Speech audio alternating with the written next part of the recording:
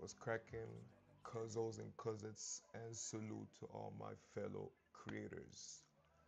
Today is the day where we officially gonna hit that 1 month mark. Basically, a month from now, so from about like around the 20th of August, I will have my first set of my TCG, my base deck released. So right now, I wanted to talk to you a little bit about one of the little common mistake. I don't know if it's a common mistake, but one of the little mistake that I made when I started my little TCG venue. I did not plan properly my research to find out how many cards is in the base TCG deck. So I kind of like got a bit too crazy and just went on about making a whole bunch of cards. My base deck was supposed to be about 50 to 60 cards for a base deck, and so far I have has of War Souls, which are my creature card per se, 108 of them. So I could make an entire base deck out of only creature cards.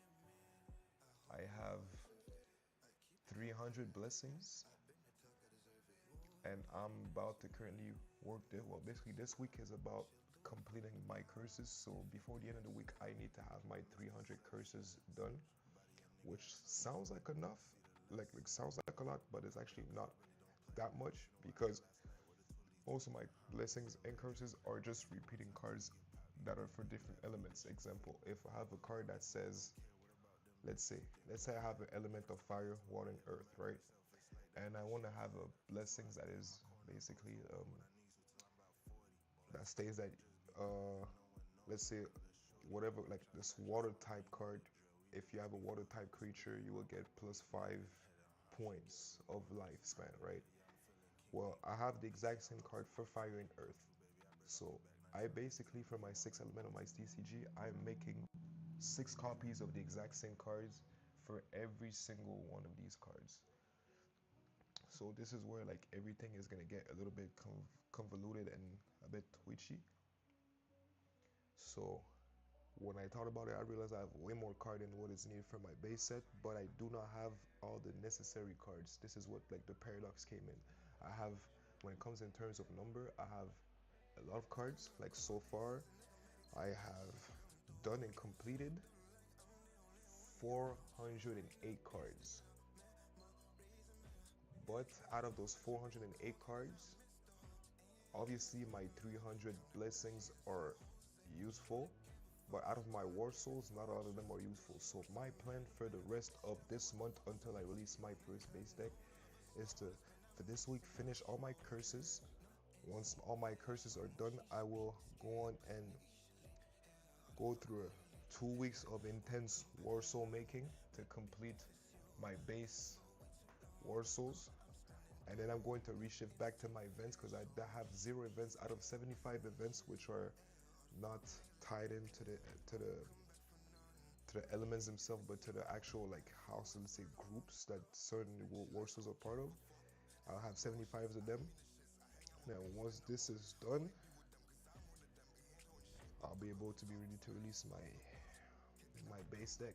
But there's a lot of restructure that has to be done.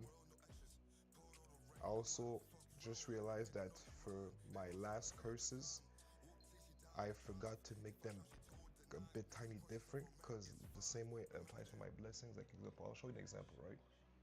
The best way to go about it. This is the first iterations for example. Let's say blessings, right? So I have 1, 2, 3, 4, 5, 6. But if you look at the text, it is the same exact text, right? Because it's just this card is for the element of one. This one only affects the element of bright darkness, many, light, and darkness, and so forth. But when you get to the last one, those who have the DOM, which stands for Dominion, for the special booster pack, it changes a bit in the sense that, like example, you see I have this Dominion card and this Dominion card. they do not necessarily possess the same effect. Like this one says plus 100 defense level after dice per opposing war souls who are not of many of the element nature of many not of many elemental nature. So not of many elemental nature. I will change the text for sure, for sure. But then you look at this one. Let me see. This one says plus 60 and plus 20. One elemental nature of one. So that's one thing too I have to check afterwards. I'm gonna have to go and check my spellings on all these cards before everything is being released, just to make sure that it's properly being readable. So there's a lot of work that has to be done still. So I'm gonna go push this for like further war, but so far we're going to work on the skeleton. So today, this is what I'm being focused on. I'm gonna put my focus on getting my 300 curses done, and then I'll go through my war souls, and then after that I'll have to go through the whole layout of how my cards are in. This is the reason why every time I go for my booster packs on my card class, I keep putting these cards back into it, but I think I'm gonna delete those files to make sure that I have the proper spelling, and then once the proper spelling is done, then I'll put them back in. But yeah guys, another new episode of TCG Chronicle. Let's get it. So right now, this is what we're working on. White shifts. So War Souls will gain plus 30 attack before dice at the cost of losing minus 2 defense before dice during one turn. So how are we going to work this one? Let's see. Let's get it. At least the one thing that I like about these type of cards is since they're like pretty much more simpler, it's a bit easier to maneuver around like what I'm supposed to do, right? So there's a lot that has to be done, but a lot has already been done. So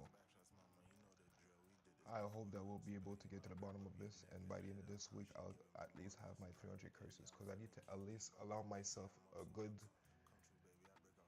2 to 3 days just to go over proofreading all my cards and make sure that the whole synergy and everything that I want to be put in parentheses and whatnot is properly being done. So it's gonna be a lot of work, but work is what's necessary to make sure everything happens, right? So let me take my sip of coffee, get my little grapes, and let's get into it. Oh yeah, and by the way, I noticed that in my previous stream the audio was not that good. So my girlfriend, shout out my girlfriend, bought this mic. So it's a Bluetooth mic. So we're testing it right now for the first time in the TCG Chronicle, and we'll see how it goes.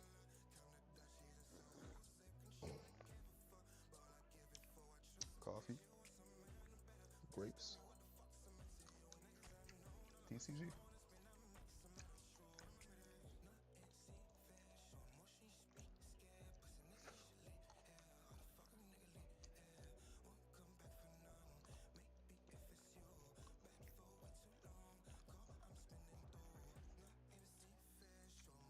So you know what? One thing I wanna kind of mention to some of you guys is do not be afraid to let things cook. For example, right now I do have my stream going on. I don't have that much people watching the stream. When I say that much people, I think my average views, if I can put an average, will be what about, I'll say I get 4 to 6 views per streams. Not while I'm streaming, but just per streams. Like at the end of the week, I'll check and I'll probably have like 4 or 6 people who've watched it. But I don't let that affect me, because it's all about letting things cook, and at the same time it's all about understanding that this is the internet, right? This is a forever mark that is being put out there. So don't be afraid guys to just putting your stuff out there even though people are not watching, because eventually people are going to be watching. Like example, me, if I'm to like show you guys like example, right? I'm gonna go quick. I'll go on my YouTube, my not again YouTube channel, right? If I'm to go into my subscription page, right? Oh well, see my subscription list. Show more. I follow. I'm subscribed to Suja, Mystic Island, 1000, Obsidian, Ignars, Wrath of Court, Dynasty, Celestial, War TCG, Rising Empire, Card Game Crypt, TCG News, Chaos Galaxy, The Young, Matthew GX, The Innocent, Shards, Draw 5, Move 5, Kingdom TCG, Soulsgate TCG, Preston Sketches, Savage Beast, Otherverse TCG, Cardboard Cook, Land Fight, Ferrari Card, Palmia TCG, TCG Radish, Peter's Multiverse Wars TCG, Soul Gem, Ankylo, Ankylo Inc. I think Eminescence TCG, Gecko Tube, OBR, like, and the list goes on. If you see this, like one of the little word that comes back a lot is TCG or card, because I'm somebody that I realize a lot of you guys, sometimes you guys might not get the views, but I fully support creativity and making what you want to do out of your art. So this is the reason why I am really pro small time content creator to mid time content creator, because I don't consider people like example like Shard TCG, I don't consider them small time in my opinion. I consider them a bit big time, but I'll support all the other ones because I feel like it's important to support the community, right? Even though I do not get subscription backs or whatnot, I know Wrath of Court is is subscribed to my channel. I think he's the only TCG maker that is subscribed to my channel, and I really appreciate that. But at the same time, I keep going because my goal is not to be a YouTuber. My goal is to be a game creator. My YouTube channel is mostly for promotion because, guys, I'm honest with myself. I am here to build a business around the lore of a comic book that I'm making. So to me, YouTube and these videos is more of a tool and more of a way to show with people, like to experience with the people watching my channel, to show them what I'm actually doing, the process of me making this CCG. But I do not count on YouTube per se to get me there. I count on my product when it's completed to get me there. So when it comes to that, I really put emphasis on just letting things cook, in a sense of it only takes for you to put yourself out there and for the right person to lay eyes on your product or on your videos for you to get noticed. Literally, the reason why I am subscribed to all these channels, because somewhere, somehow, eventually, to just watching YouTube videos, I saw in the comments some people were commenting something. Example, if I go on ignorance and I see Palmia TCG put a comment, me just saying that he has the word TCG in his name will make me go into this channel to see if he's a TCG game creator. And by saying that he's a TCG creator, I will subscribe. So this is the same process, guys. I might not be seen, but eventually I will be seen. And same thing for you. And it's just a matter of being seen by the right person. So never discourage yourself from being able to do what you want to do, because at the end of the day, it's all about the process. You will enjoy the process more than you will enjoy the end result. Obviously, the end result has a higher boost when it comes to morale, but the process is what I enjoy the most out of all of this. Obviously, when it comes to making a TCG, it is really overwhelming sometimes when it comes to the work that goes behind. Like, a lot of people will think it's just about making a TCG, but they do not understand like the craft that goes behind it, the file that has to be done. Like example, people see the cards, right? But before they are in card formats, this is what my card look like before they become cards, right? It's all labeled, all written down. This is for my war souls. This is from my events. As you see, there's no numbers because these cards have not been done yet. And this is for my curses, color coded by the amount of strength they had, and this is for my blessings. So guys, do not discourage yourself. Keep going, keep letting things cook, and eventually you will get there. Because at the end of the day, it's all about the amount of work that you put in. People will see the work that you put in. People will respect the amount of effort that you put in and the dedication. It's easy to put out a product, but I realize that nowadays in 2025, a lot of people enjoy sometimes even more the process than actually the final result. So this is what I'm pushing for, and this is the reason why I'm telling you, to all you guys that are making those videos and have barely any views, let it cook.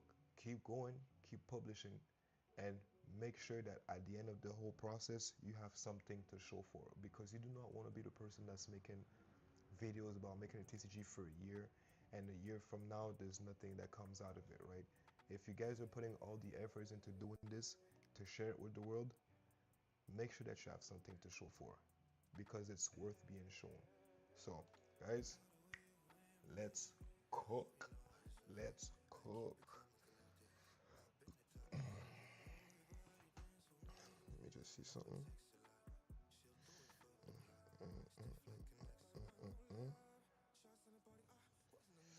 So when it comes to blessings and curses, it's a bit harder to make than the actual war souls, in the sense that like the war souls are pretty much easier, right? I have my 3D models of my characters that I make that are part of my comic book, out of my lore, so I know exactly the story of each and every single one of these characters.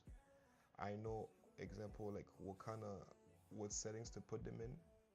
But when it comes to blessings, curses, it's a bit easier, because since they're like really like just TCG focused and don't really have nothing to do with the lore, in the sense that like it's for the game, as of the war souls are already more lore accurate. There's a lot of conceptualization that comes with doing these blessings and curses, because example, like this card is called White Shift, right? So knowing that all these other cards are going to be the same, I taken in the word shift, I read the effects, and I have to imagine what this effect would kind of look like in actual picture. So when you have to think about stuff like that, it's easy to like get lost into like the type of concepts that you want to put out there, right? It's not the same as, like, example, you make a character that's called Scarlet Knight, and then you make a character called Scarlet Knight. Well, it's a knight, and you're mostly gonna put some red on it, and then put whatever background or no background or whatever environment you want to put it in. But you know, at the base of the name, it is going to be a Scarlet Knight. But when you have something that is called White Shift, okay, I have the color white, but how do you draw shift? How do you draw pulse? How do you draw recharge? How do you conceptualize the idea of, how do you portray an image what you want to do, right? So this is how we're going to touch about it, and I'm going to like at the same time just keep going and talk about overall questions that I would answer. If somebody was to ask me questions about, like, question to me as a TCG maker, as an individual, like indie game creator, I'm going to like touch a little bit on that, because that 1 month mark is really important to me. I started this project, uh, let's say 4 months ago. I conceptualized this game about, I'll say, I almost 8 years ago. I had my first better concept of this exact game with the exact same name, with the same characters, just less of them, minus the blessings and the cursings and the event cards. So I only had war souls back then, and it was conceptualized like about 8 years ago. But since then, it's been like dormant into my brain, right? So now that I've pushed myself for the past 4 months, I really beat into it. And now that I'm making this into more of a potent product, that I've discovered Game Crafter, obviously, and I'm going to go crazy on this, it's time really to just start to answer some questions that I would imagine somebody would ask me, and at the same time that I wish somebody would ask me, and some question that maybe you as an indie creator, especially as a TCG maker, you probably never thought of, right? So as I'm working on this, as I'm conceptualizing all my curses, we are going to delve into some of these questions, right? So I'm just going to do a little thing quick.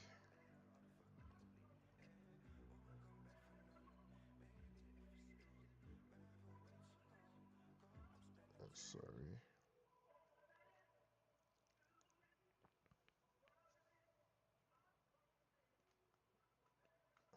So I'm just sorry doing this little thing. I have to place my phone because it's a lot of things that I'm doing at the same time. Like if you guys would see the hub that I have in front of me, I have two. I have my laptop. I have a screen in front of me. Well, obviously on the stream you can see that I have my main screen, which is my laptop, which is this one. I have my secondary screen, which is this one, but I also have my phone that is not on stream that I'm actually like working with too. So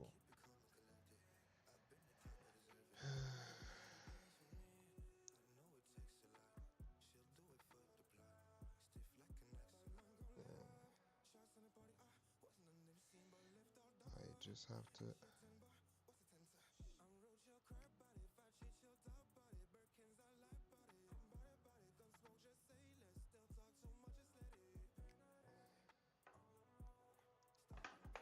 So, guys, sorry for all this. It's a lot of logistic over in front of me. Trust me. It's a lot of logistic. A lot. But we're getting there. Okay.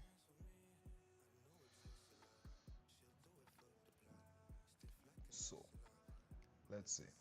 The number one question that I know people usually ask when it comes to like TCG making, right, is what inspired me to create a trading card game? Hmm. What inspired me to create a card game is a bit, hmm, it's a touchy question, right?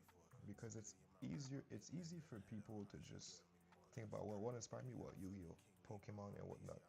Me, it was simple, right? Is the fact that I'm making a comic book, the dark comedies. I at the same time realized like I I also always wanted to make a video game, right? But before making a video game, I always wanted to make a like a sense of like, okay, right.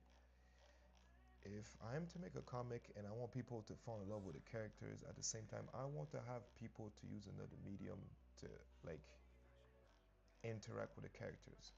Let's say I have the most powerful character in my comic book. I want people to be able to control them. Literally, that's literally where it came from. I enjoy the process of making the game, but at the same time, it's one of those where it's like, you know, when you're a fan of video games and you're a fan of comic books or a fan of TCG, one of the number one thing that comes into mind is the reason why I love this game so much is because I can see myself doing another version of this that I probably will deem better, right? Maybe not necessarily the best, but at least my own version of this. So my inspiration behind making the TCG was always the fact that I do enjoy board games, but I love the TCG aspects of a board game. I love per se the whole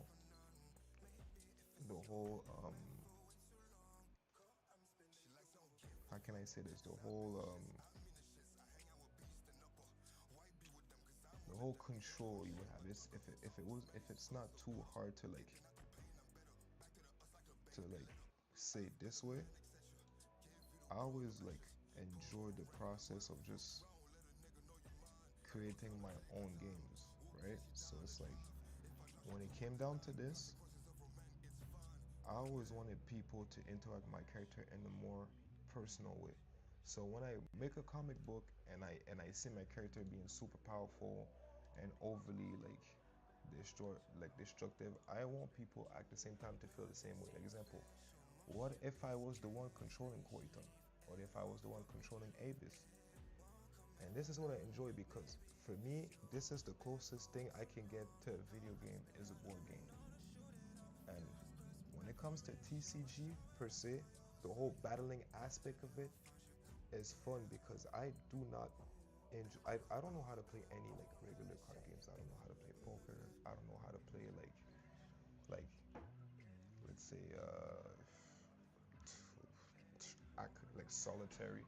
I do not enjoy these card games because for me there's a certain element of it that lacks a little bit of like the interacting aspects of it, right? So when it came down to like TCG, it was easy for me. It was a no-brainer for me to just go towards TCG because I love the aspects of just being able to just having people interact in a way that suits them with my characters. So if you feel like Koitom is the most powerful character for you or it is your favorite character, then you can build a whole set around Koitom. Instead of just reading the comic book and seeing what Koitom is about and having him being the Koitom of the comic book, now you can make your own version of Koitom. It's like if, for me, it opens the door to an alternate universe in my own lore of my comic book. I'm making you the god of your own alternate reality in my own world. You can choose to take the weakest character of my lore and make it the most powerful because you chose to. And this is just something I really enjoy with TCG and with aspects like video game. Example, you take any game. Let's say you play Dragon Ball Z. You'll take the weakest character and boost them up to the highest level, and now the weakest character, because of you, has become the strongest character in the game. And this is something I really enjoy. And when it comes to TCG, I still have the little love for the physical aspects of having the cards in your hands. So when it came to that, it was a no-brainer for me to go for TCG. Especially when you think about like the mediums that TCGs come from, like so Yu-Gi-Oh, manga, Pokemon, the anime, like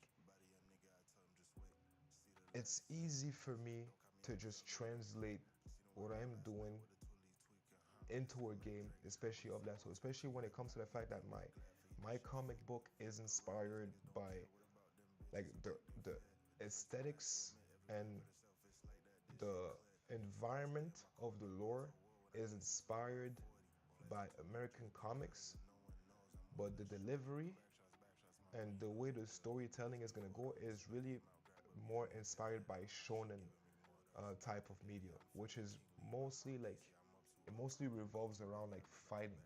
So to me, making a comic book that is going to have a lot of fightings, a lot of combat, a lot of like special abilities, it was actually easy for me to translate that into TCG, which by the way is bringing me to like a sub parenthesis where after this TCG is done, I am going to publish 3 more comics to keep on going with the series, and then I'm going to take a little break to develop my fighting game based on my comic book with Unreal Engine. So I'm really trying to like broad the whole space and the whole spectrum of my universe. My goal per se is to have as many medium for people to interact with my universe as possible. So when it came to that, it's really the reason why I decided to go towards TCG because to me it's just a no-brainer, right? So at the end of the day, if people around you feel like this is a waste of time to use TCG as a medium to call to put out whatever lore you want to build, just remind yourself why you are doing this for. Because at the end of the day, it's mostly about you. Like I remember, like my one of my last chronicle, when I was talking about AI art, I remember like talking about like example the game Celestial, right? And it brought me to like watch a couple videos about the Celestial, like Celestial and people reviewing. I realized that like Electro per se is kind of like, it's a mix of opinion between people that like it for what it is and people that hate it for what they see it, they see into it, right? I see that people call it a scam.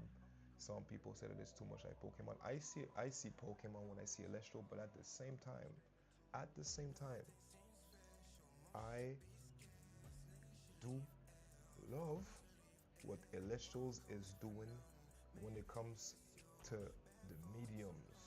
Like, obviously, I see Pokemon because Pokemon is the first thing that I was introduced with when it comes to little monsters that have those cute eyes and little powers and shit. So obviously, when I see Electro, I see Pokemon. Not in the gameplay. I don't really know enough about the gameplay, but just in the art itself and the creatures. This is the reason why I see Pokemon when I look at Electro. That being said, the merch, the mediums, the work that is being put into Electro is not to be put down. They have plushes, they have, I believe, toys. They're working on a video game, and that speaks a lot of volume as of the amount of passion and the love that these creators have for their game, regardless of if it's a cash grab. Because if you want to call games like that a cash grab, then what is Pokemon? What is Yu-Gi-Oh? What is Magic the Gathering? All this is to make money, right? Like, even though they might love what they're doing, they're selling it.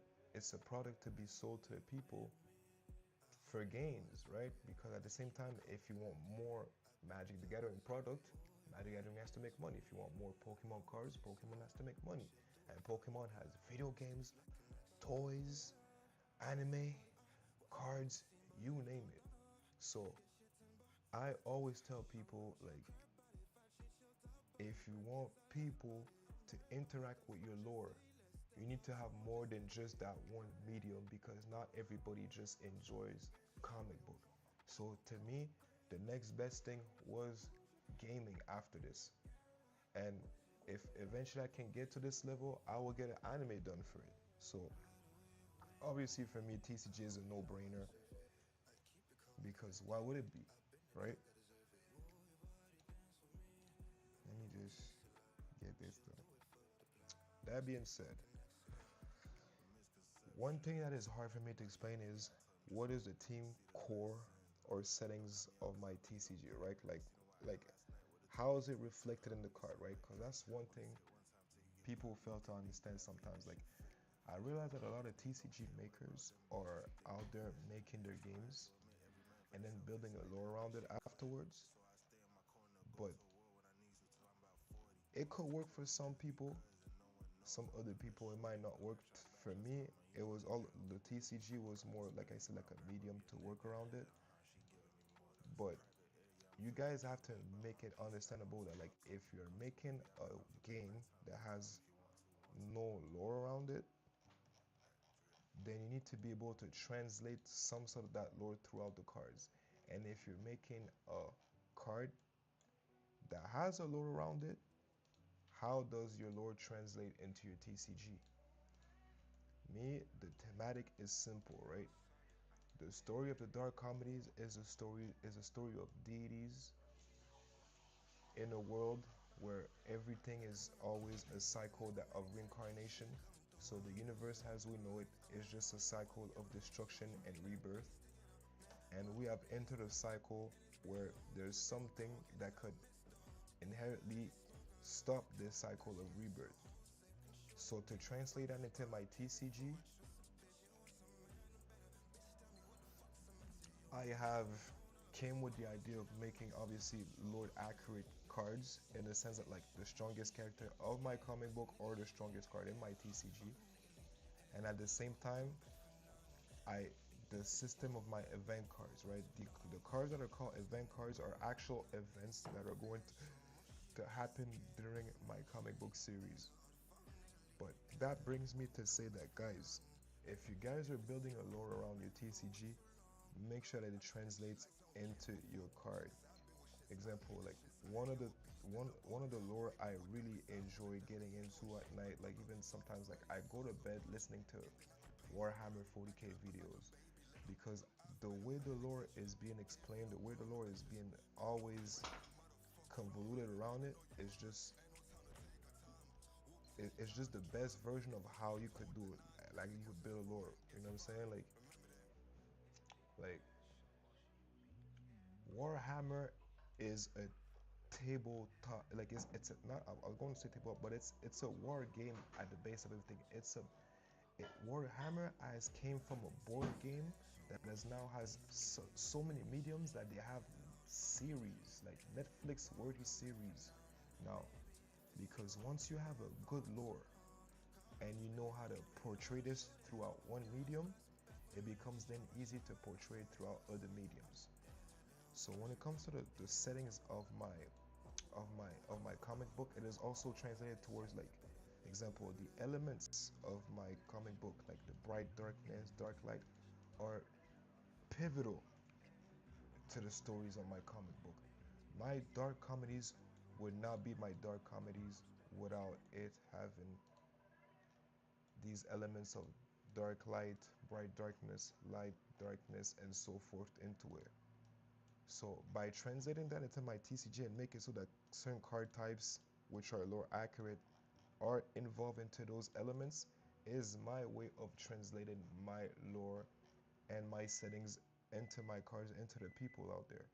So when you guys are making your TCG and you have a lore around it, make sure that it's being properly convoluted, because sometimes people will have cards with like just generic stuff like the whole kingdoms and fairies and sometimes space, and there's a story behind it, but the story is hard to be understandable just throughout the TCG because people don't understand it. And if your realm, your number one realm, is really around the TCG, then you guys need to understand that you guys need to find a way to translate that in the best way possible with your TCG, right? So I'll always, I will always be pro lore when it comes to any type of media, because lore for me is really important. You want to always have a setting for your character to make it more understandable. This is the reason why I always say that comic books are a bit lazy with their world building, but that served them well, because when you think about example Marvel and DC, they did not have to go too crazy with lore building because their settings is our world, right? Spider-Man lives in New York. You know what I'm saying? Like you have like Captain Canuck is in Canada, stuff like that. You have Captain Britain and stuff like that. So like it's easy for you as a consumer to see yourself and to recognize yourself in the world of Marvel or DC without the Metropolis and Gotham that don't exist. But even at that, Gotham and Metropolis are fictional cities, but in the United States. So when you think about this little aspect, it's easier for you to situate yourself within the lore. It becomes obviously harder when you guys have your fictional world. Like mine also is fictional. It's a Earth, but the countries are not the same. The politics are not the same. A lot of things are going to be different. The human race is not the same. Example, in my comic book, there is the Earth is hollow, and there's 6 main races of humans. 3 that live on the surface, and 3 that live within the inside of it. And it has to do with the ethnicity and who their parents are as gods, right? So if I want to translate that properly into TCG and to have this whole setting, it needs to be coherent and cohesive to make sure that people understand where it's coming from. Because if I just start explaining stuff to people and they do not have a foundation for it, people will either get lost or get bored. So it's always important for you guys to understand that if you guys have a lore behind your stuff, you guys have to understand how to actually translate that lore into other medium and make other people gravitate towards it. You know what I'm saying? Like the reason why, example, Harry Potter was so appealing to me when I was a kid is because it wasn't just Harry Potter in a world. It was the world, and Harry Potter was part of that world, and it was a story of Harry Potter within that world. And it makes it more believable, more valuable, and more interactive. And when it came to that, I wanted to make sure that everything for me was the same. Like I was heavily inspired by Tolkien's way of world building when it came to like building my TCG, because when I looked at how Tolkien wrote his work, like I fell in love with Lord of the Ring as a young age. Like I'm a Lord of the Ring nerd. I'm talking about like I'll be watching the film and I'm talking, and at the same time as the characters are talking in the movies. I played all the games. I read the books. I I I'm subscribed to Nerds of the Rings on another YouTube channel. Like I love Lord of the Rings. You know what I'm saying? I have a tattoo that says LOTR on me because this is how much I love Lord of the Rings. But the number one thing that attracted me about Lord of the Rings is how well the lore was built. And when I got into more of the lore, when I found out about Eru and how he created Arda and the Elevatar with his Elvish name, when I found out that Tolkien had created an entire Elvish language, it made me even go deeper into the lore, because it was not just about Sauron now. It was just Sauron in his time and his era within the whole world of the Silmarillion. And then this was something that I truly found amazing at that time, because building a lore when it's well crafted will attract more people towards what you're doing. So I will always encourage people that are into any type of like medium where there's a world setting to build your lore, and translate that then into your game. And then it's always easier, I believe personally, to set your characters within the world where the lore is already established, right? So this is the reason why me, example, when it comes to like my game, I have no difficulty at all setting my characters and situating my characters. I know who they are, I know where they come from, because my lore has been pre-established before the comic book was even written. And I'm still building on it, and it's still evolving, because like in real life, the world is an evolving piece, right? So guys, put some emphasis on your lore. You will get to a better understanding of your own craft, a better understanding of your own story, and you will have people that are more attracted to what you're building when you're working like that. Because some people aren't necessarily gamers, but are lore lovers, if I can say it this way. Some people just love to listen to lore. Example, me, I've never played any Warhammer game. I'm not necessarily interested by playing any Warhammer games, but I do love listening to the stories of how the Imperium of Mankind fell off after the Horus Heresy, and how the whole synergy with the the heretics, the mutant and the xeno. Like I love listening to this because the story is so rich for me that I'm actually transported into a different universe. And this is something that I found that is really appealing. Even video games right now, the lore is so deep. This is how you can make sequels. And I realize that even when it comes to TCG, a good lore is what makes it potent for possible expansions when it comes to like new decks, new booster packs, new elements.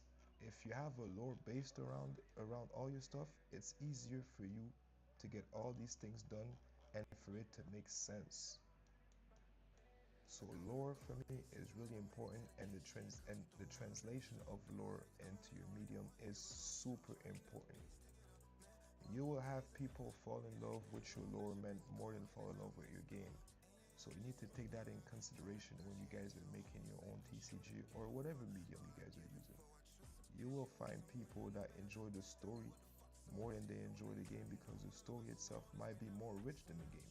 The game is just a way to interact with the story. Uh, let's see. How would I describe my unique mechanic or my system in my game? This is a bit. of a touchy stuff because I realize that people do not like not everybody likes to have dice involved in their TCG, right? I mainly have my TCG focused around dice play because I find it more appealing personally to me to give a certain element of luck mixed with strategy. Hear me out. Real life is not necessarily about who the strongest is. You can watch a boxing match and the guy that is obviously supposed to be the winner, the champion, can lose to a lesser boxer because the lesser boxer managed to caught the champion off guard and get a shot at the right spot and knock him out. This is luck, but at the same time, life has a lot of luck. And I'd like to translate that. It's not true that because a character is weak that he doesn't have any chances. A lot of things can play into winning a battle, winning a fight, winning at anything in life. And luck sometimes is a big factor into it, right? Like I would say, when it comes to life, I would say it will be about 70% luck, 70% skills, and 30% luck.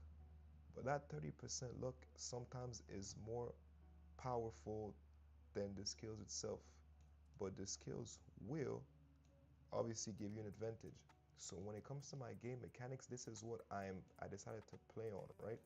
I've managed to find a way to implement luck mixed with strategy by giving my stronger card better odds at being lucky. So the way this is being translated is the stronger the card, the luckier it might get. So when you put that into perspective, it's like if I am a good driver and you are a bad driver, obviously anything can happen toward a race, but I have better chance at finding luck if I'm a better driver because by adding my skills on top of it, there is certain things that might happen during the race that will make it so that I will be able to maneuver around certain like obstacles that I did not like see coming better than somebody that is not equipped for it, right? So this is the whole idea behind the mechanics of my game. So if I'm to explain to give you an example, right? Mm,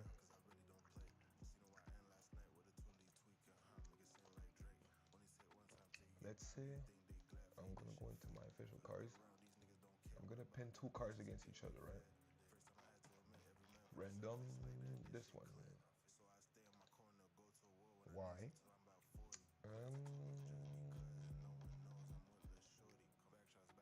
the valet. So now I'm pinning Y versus the valet, right? I'll show exactly how it would work. If I am to put these two guys, right? Now if I'm to compare these two war souls, right? And I'm to tell you which one is the most powerful between both of them.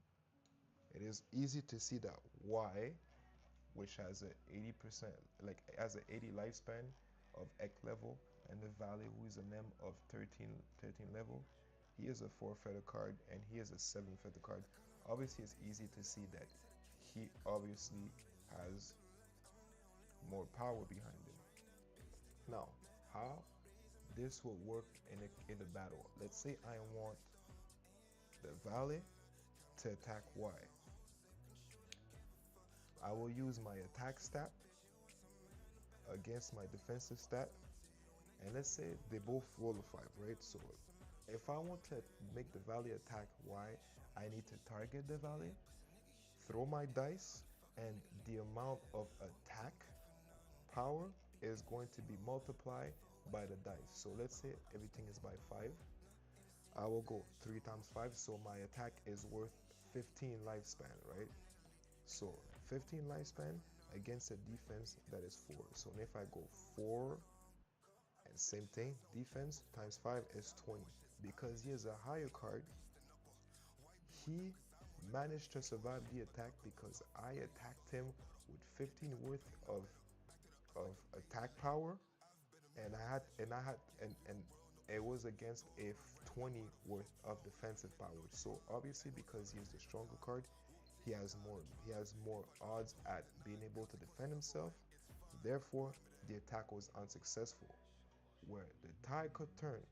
Let's say I roll a 10 now, and now this has become a 30, and this is the same thing. This is a 5, and it has become a 20.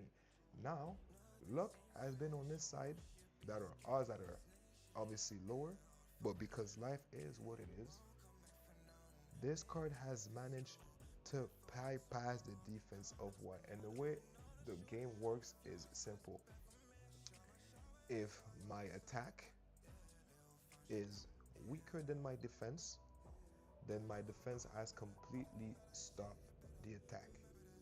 If my attack is stronger than my defense, then my defense gets negated, and whatever points has been allocated to my attack has been then taken out of Y as of lifespan level. So therefore, if I say this is 10, and it was 3 times 10, and this is 30, and this is 5, and it's 4 times 5, this is 20, 30 is higher than 20 over here. Therefore, defense was negated because defense was penetrated. And now that 30 point goes directly to hurt the lifespan of Y, which has now turned into 50. Yes, 50. 30, 30 minus, yeah, 80 minus 30, 50. Now, I would need to combine another one of my war soul to get those 50 points out because he has no longer any defense. Because the original attack has already taken down the defense because the defense was bypassed by this. So once a war soul's defense has been bypassed once, it is no longer able to defend himself from any other attack. Defense has to be bypassed once. It is not like if I will have, let's say I grab another one to like just put it in. Let's go 2 for 2, right? I'm gonna go grab, boom, Hambis. Now you have Hambis and the Valley converging together to attack Y. Now, sorry about that. Now you have 3, 3, and 80.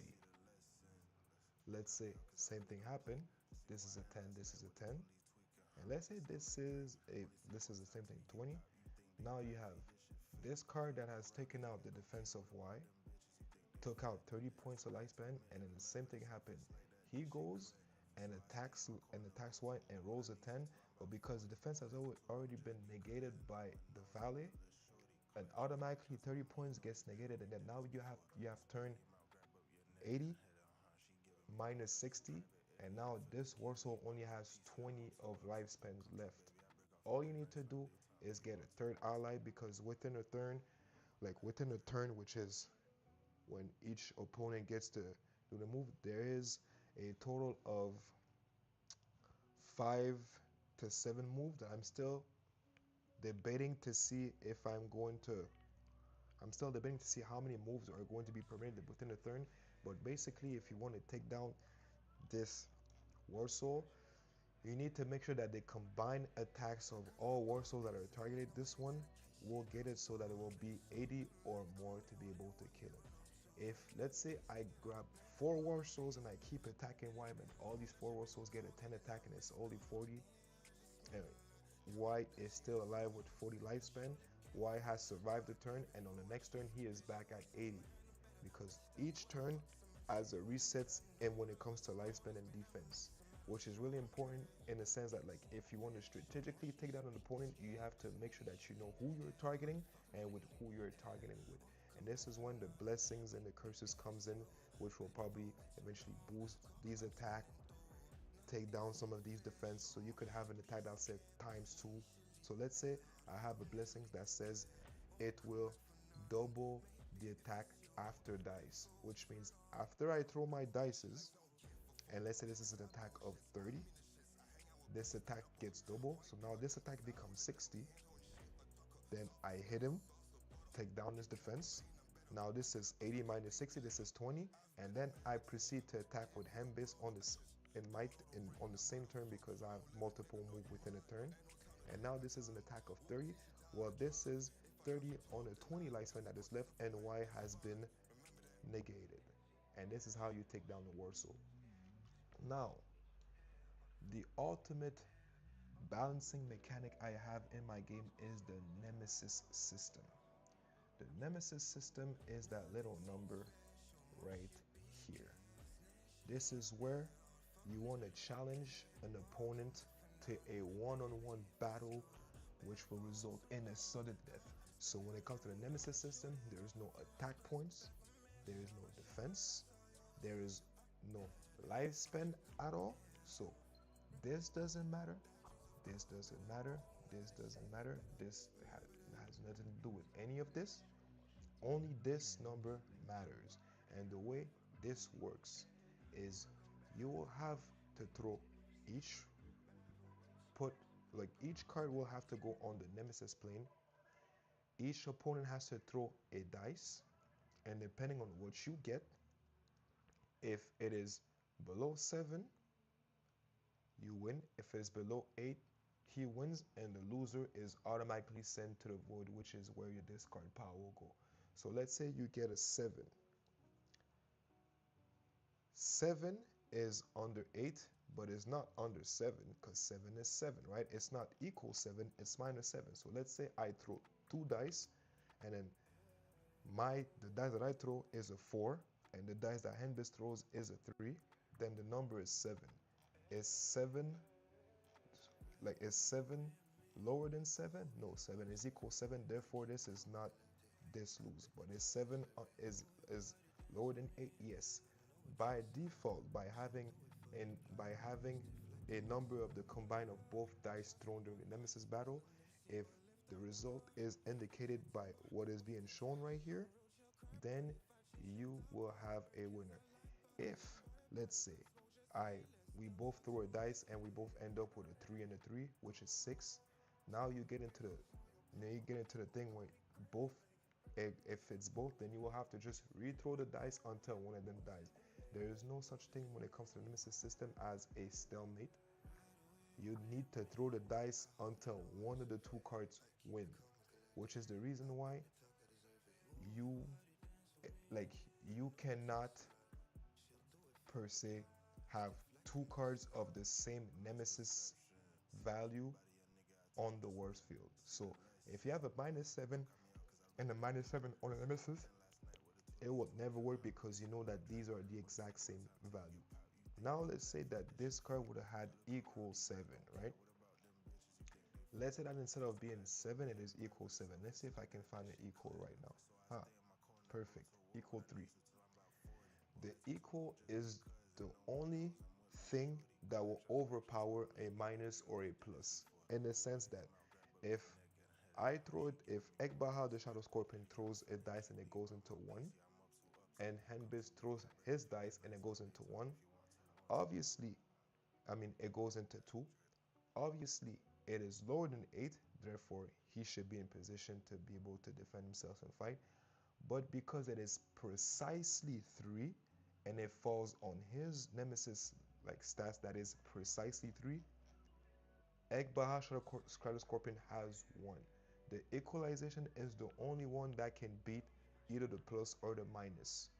Then Henbis is voided. When it comes to that number, the special ability, this is where this little text comes into play. To be able to activate your special, which will be like he is immune to any damage by NEM level threats during 2 turns, which is a one-time use. So let's say I go back to the ghost, which is a NEM level. I cannot get attacked by him only on the condition that my special works. To activate a special, it is super simple. You can have up to 7 war souls in total on your war plane, which is your mat, which is the area where you place your cards. And the number of war souls you have becomes your dice. You do not throw no dices when it comes to special. You only count the amount of war souls you have, and the amount of war souls is basically your dice number. So if I have 5 war souls on the plane on this, all I have to and let's say and when it comes to the other opposite, he does not have to activate anything. So there is no let's say target when it comes to special. Let's just say that the opponent who has this card has 3 war souls on the plate, and you have 7 war souls. You only have to do 4 times 7 to get the value of your special, and he only has to do to do let's say well, he will have to throw a dice with the amount of war souls. Basically, like to defend yourself from the special, basically your opponent has to throw dice with the amount of war souls he got. This is where it becomes kind of like convoluted, but everything is going to be basically within the rules. To activate a special, you need to basically count your special number and multiply this by the number of allies, including yourself, that is on the war plane. And to negate the special of your opponent if he tries to activate it, it is the number of war souls that you have with dice thrown from your hands. So if I have like if there's 2 cards and this is my second card or my first card, then I know that to activate my special, I need LLB 4 times 2, which will be 8. This is my number. But let's say if I'm to defend myself from this number 8, I would need to have, let's say, I would have 2 war souls on the war plane, and I will need to throw dices in the effect of having those dices come up to the amount of the result of the dices with my 2 war souls, which I mean 2 times whatever number on my dices has to be above 8 or equal to 8 for me to negate this effect. If I get equal or above from what my opponent has thrown, then I can negate his effect and the special is not activated. If my opponent has managed to actively get a higher number, then this war soul's special is activated and he is now immune to any NEM level threat during 2 turns for a one-time use. So this is how the core mechanics of how my game is worked.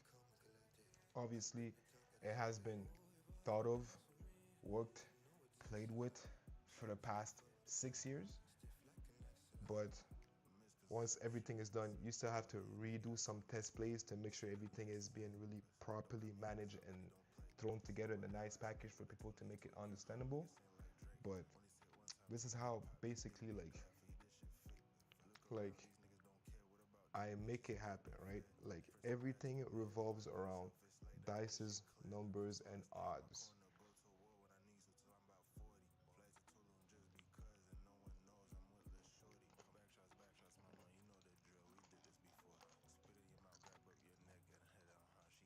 So obviously, it is a more unconventional way of playing a TCG, but it's because I personally do not consider my TCG as a conventional TCG. It is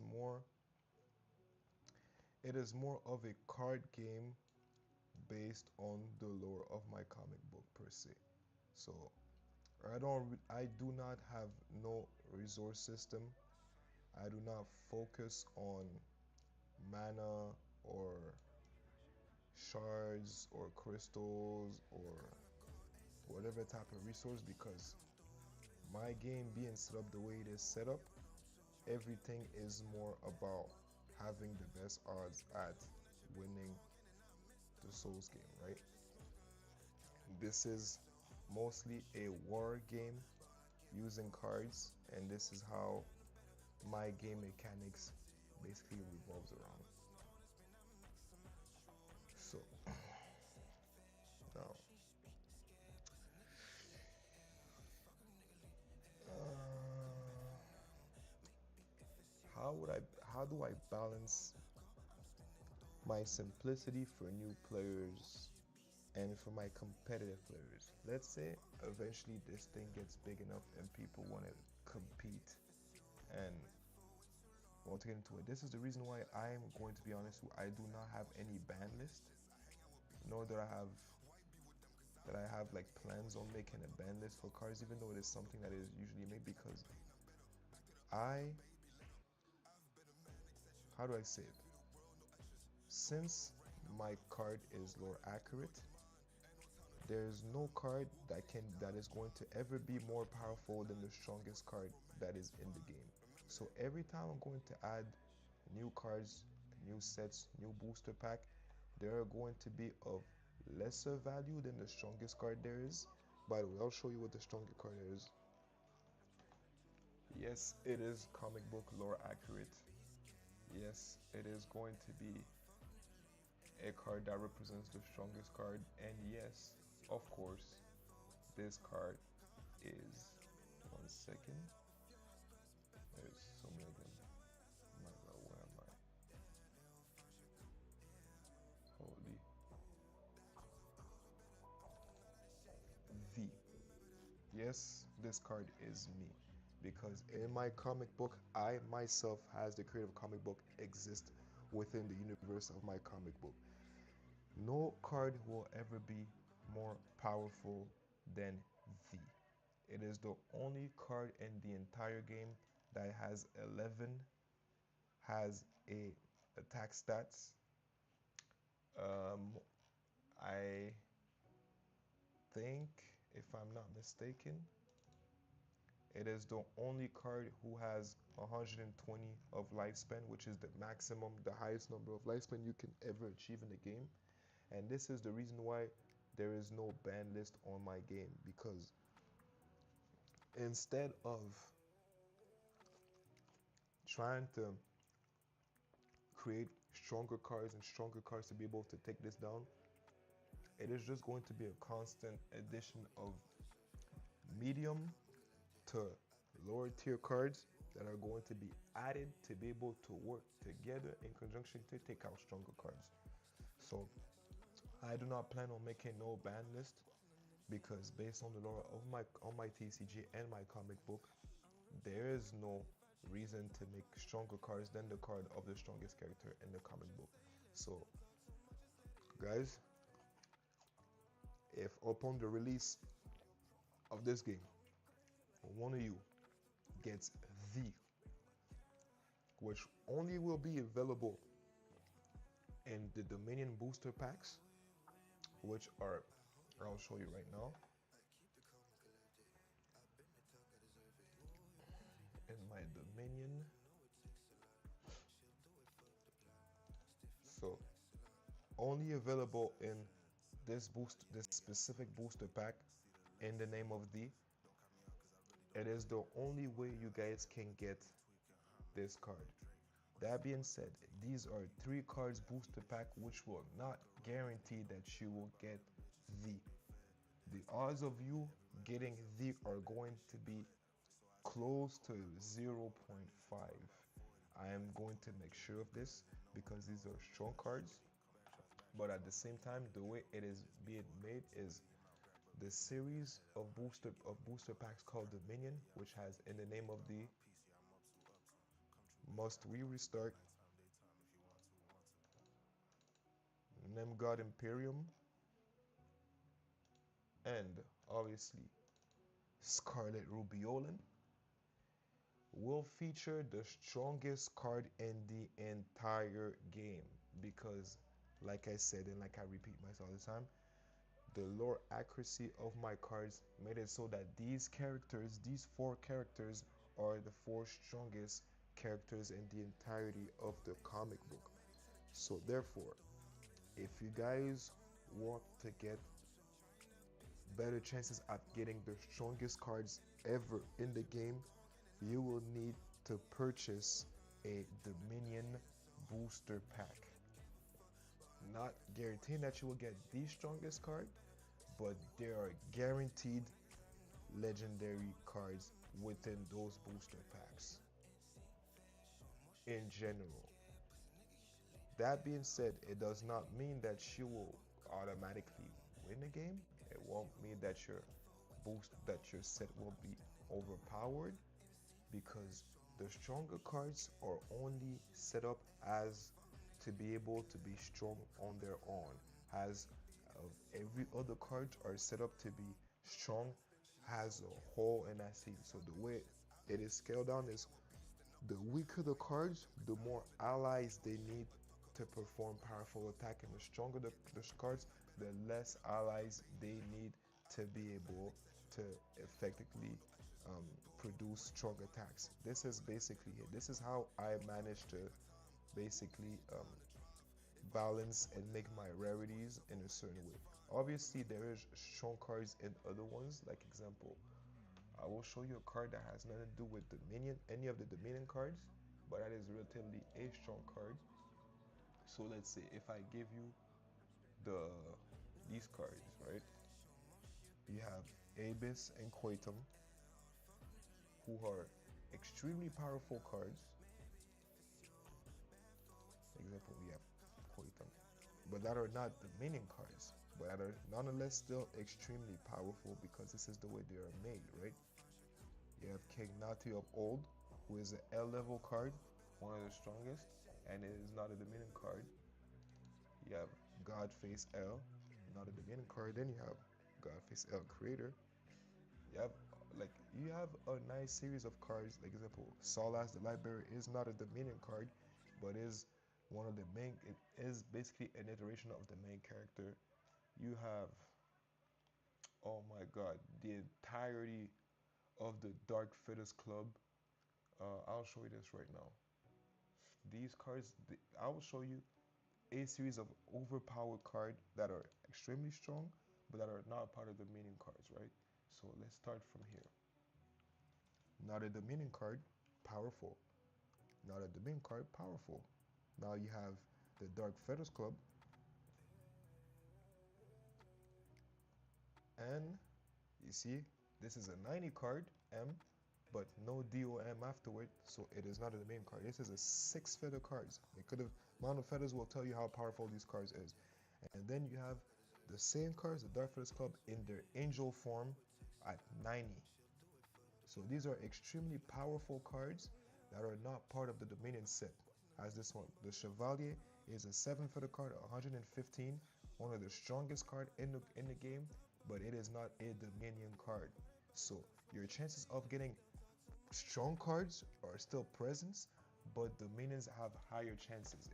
And honestly, not only card in the Dominion sets are just highly powerful, as I will show you right now, just as an example, right? Let's go into, let's say if I did not delete those files. I don't know if I did, but I don't think I did. Oh yeah, I did took him out, right? I did. Let's say, actually, I'm gonna go into card class. Let's say I'll go into Bright Darkness. Yeah, Dominion cards of the Bright Darkness. These are all Dominion cards, right? So you have a relatively low card, but it's because he is part of that character set. You have this card, and when you get to those ones, that's when you get into the power scaling. So the strongest card of out of character, one of the strongest character card is Envati Rubiolin out of the Scarlet Rubiolin booster, and it is 106 power. You have, let's see, Dark Light Dominion and Martinem God 109. You would have Into the Many. Oh my God, he has a lot of strong cards. he has 3, 2, 1, and of course restart, which is 112.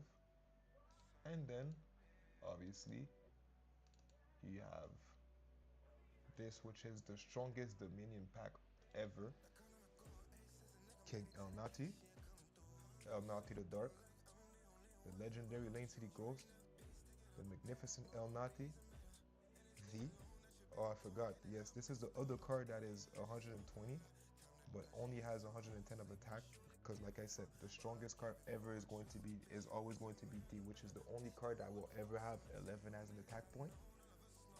And then you have cards like Y, legendary Lane City Psycho, legendary Lane City Spook, legendary Lane City Stone, legendary Lane City Cook Dog, and some of the curses, some of the blessings that are part of the Dominion pack, obviously.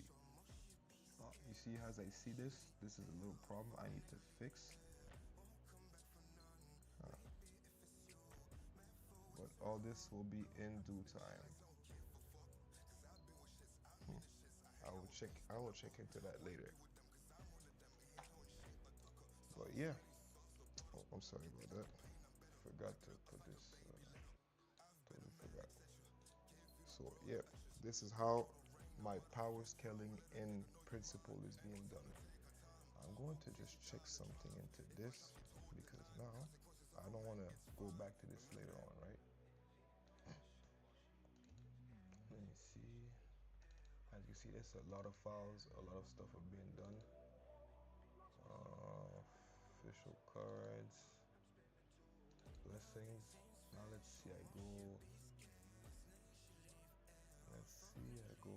right. Let me find the last of the Dominion cards. Okay, let me see something. Boom.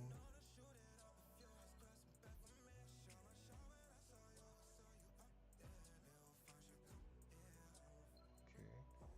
And how come this one is like this?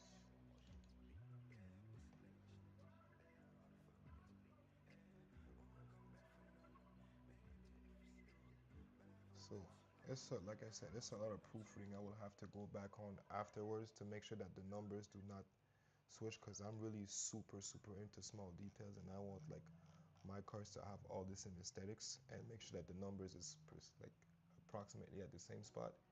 But yeah guys, this is how exactly I'm trying to work my power scaling. I'm just checking messages.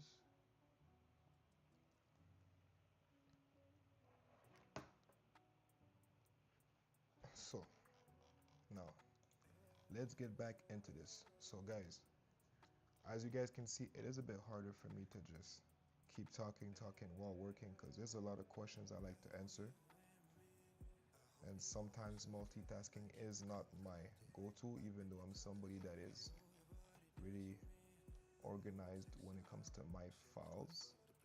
Multitasking is not my go-to. So sometimes I will get into these moments when I'm working on my cards and I go dead silent, because the concentration level I'm applying to myself is a bit necessary for me in order to get these things done, right? So we're gonna keep producing and making sure that we get these cards on the way.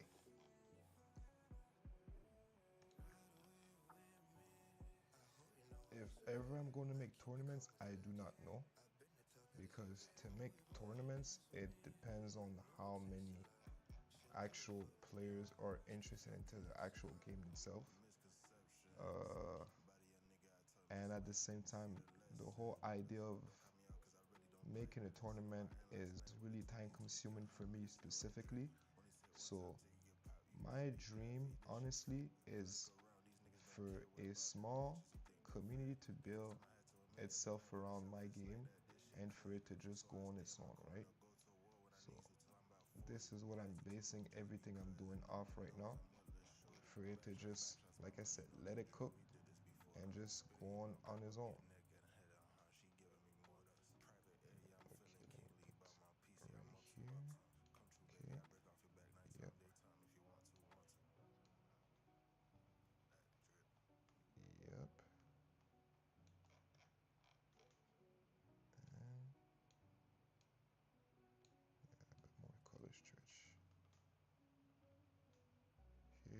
go.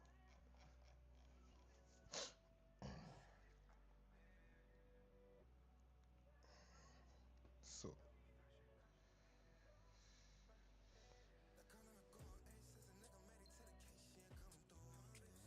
for people who ask themselves, the program I'm using to make my cards is called Clip Studio Paint. My process of making my Orange Souls is simple. I downloaded a free program that is called Daz Studio, which is a 3D modeling program that comes also with a program called Hexagon. So I grabbed assets called Genesis, which are basically human bodies for females and males.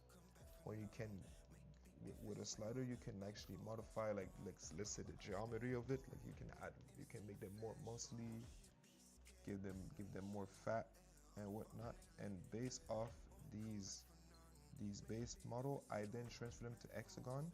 And throughout Hexagon, I add special features like I change the skin color, change change certain um, change certain of the aspects of the actual characters, give them some extra parts. Like example, my one of my characters, like some of my characters, like the gods, they have bones sticking out of them, so I add the bones.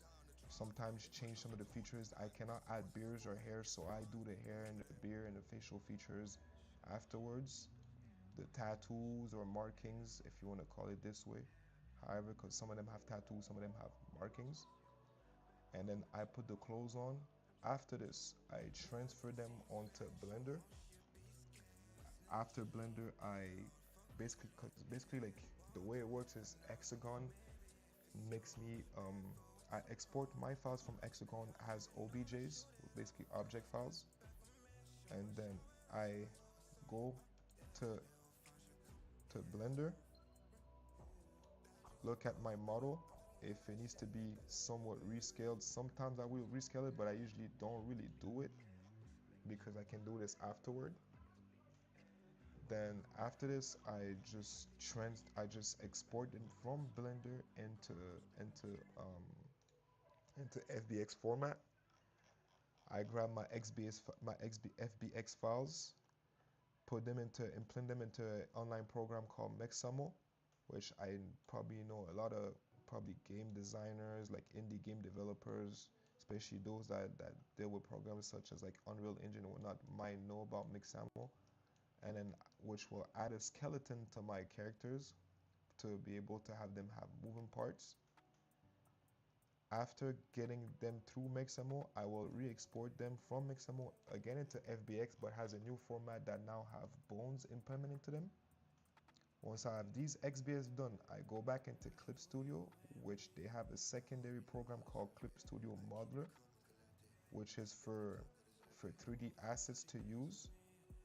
I implement my FBX then into Clip Studio Modeler, make sure I rig them to work with the Clip Studio program. So therefore I can implement pauses onto them. So if I want my character to be placed in a certain way, to look a certain, to move a certain way, or to just be be able to be easily manageable, I just, you know what I'm saying, use the modeler based on the assets provided by Clip Studio Paint. And then from there, I make my cards and make my comic book, right? And it's an easier process for me because I do know how to draw. I spent a lot of years since I was a kid. I always been drawing. I've never studied per se graphic design, but I've thrown myself into being a self-taught and independent graphic designer for years. So I have a little bit of expertise, if I can call it this way, just a little bit into like example. I've designed logos for some small time companies or some friends. I got paid for it. I still have my little business here and there where I can do art for people. Like example, I at one point I was commissioned to do a couple little drawings for some friends that were working on a project. So I am able to draw my characters straight off the pen. Like right now, the things that you're seeing is me drawing with my cursor because I do have a Wacom pad that also comes with the pen and everything that will go with it. But I am right now using just my my mouse because it's just easy right now to do what I'm doing right now because I'm just blending and taking out some of these references line.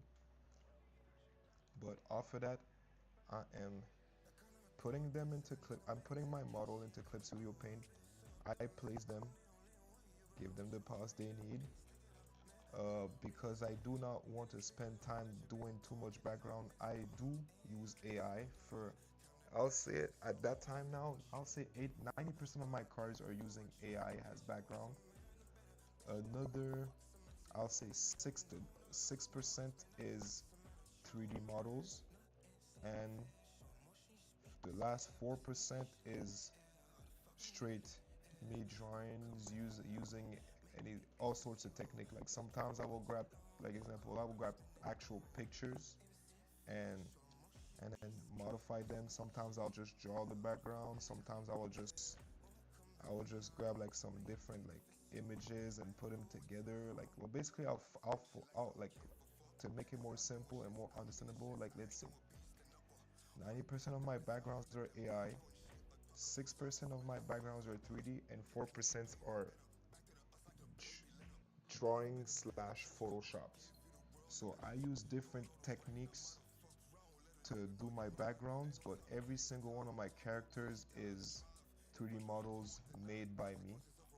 So 100% of my characters are directly mine, and I obviously own them.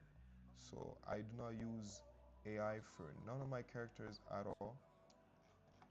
I will use only AI for my background. That being said, like I did in my last TCG Chronicle, I have nothing against people that use AI even for the characters. I even vouch for that because when it comes to TCG making or just game development on an indie level, sometimes it's about funds, and people sometimes do not have the money to do it and to pay artists.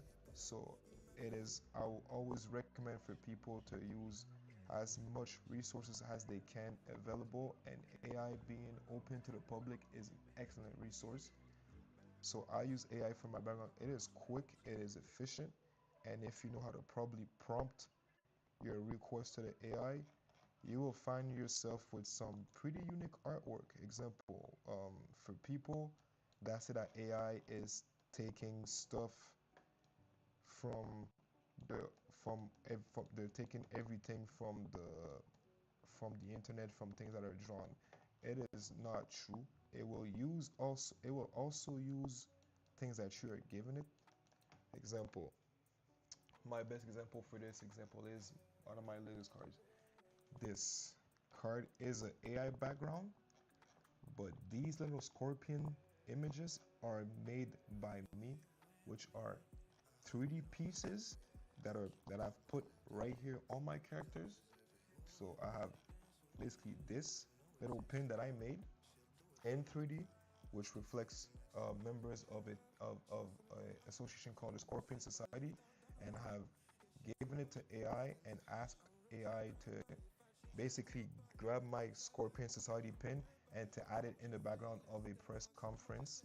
And then I used just my Clip Studio program to write down the Scorpion Summit on it.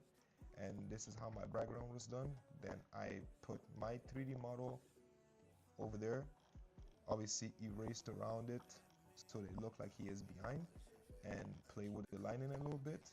I will add some glare, some flare into it and whatnot, and this is what you get. You get a nice blend of 3D, AI, and graphic design with my custom templates that I made myself, and this is what you get. So when I'm telling you that AI is a great tool for everybody that is working on an indie level, it is a great tool that should definitely be used. But at the same time, people might have a little misjudgment towards it. But I am not one of those person. I encourage anybody that wants to use AI to use it. If you guys are, let's say, on the 50-50 line, The one thing I will tell you that I've seen that some people are doing that works extremely well, well, in my opinion, if you want to be able to basically like mix everything together, is instead of commissioning art, right? Draw your own art by hand and give it to AI to render it for you. You will find a better version of your own work produced by AI. And then after that, whatever you don't like, then you use your whatever Photoshop skills to take out, add, and play with. It's all about always being able to be versatile because you want to be versatile. In a world where everything is being automated, do not put yourself on the losing end. Be versatile. You need to be versatile. And you need to understand that AI is a tool. It's not because those those artists are going to trying to shame you or make you feel bad into not paying them. Listen, I do pay graphic design work, and I'm not rich off of this. I don't get contract all year long. Do I get mad if somebody wants to use AI instead of requiring my service? No. Would I do I wish for people to require some of my service? Yes. But for the nature of what I'm doing right now, I do not have the time to invest too much into other people's venue and and project, right? I'm currently focused on my own project. So you guys should go ahead and use the tools that are given to you. If it's given to you to use it, guys, right? So one thing that is always that I realize that people struggle when it comes to making TCG is people struggle with the balancing of how strong the cards is. This is the reason why, like I showed earlier, you guys have to make well, you don't have to.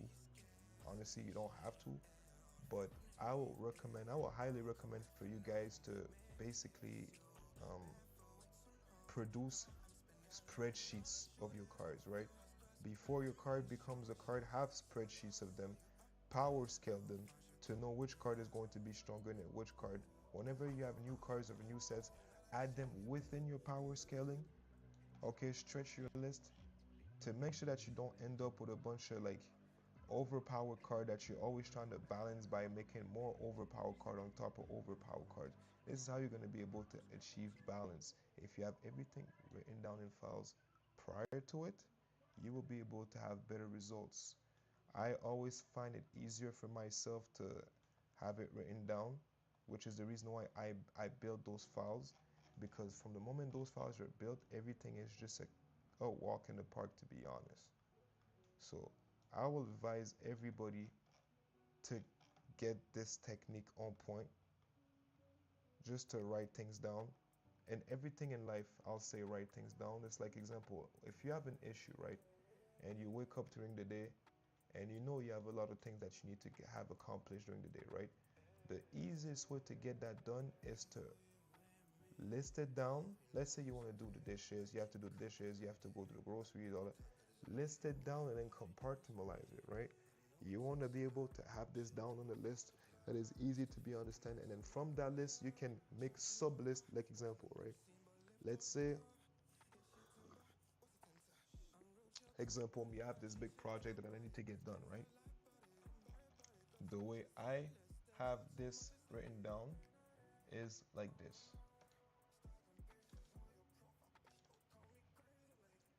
This is my operational flagship for my mother company, the Blue Thread Empire. So when it comes to, let's say, Naughty Game, this is how it goes: task, prototype, pre-production, proofread, and final production, distribution, and returns.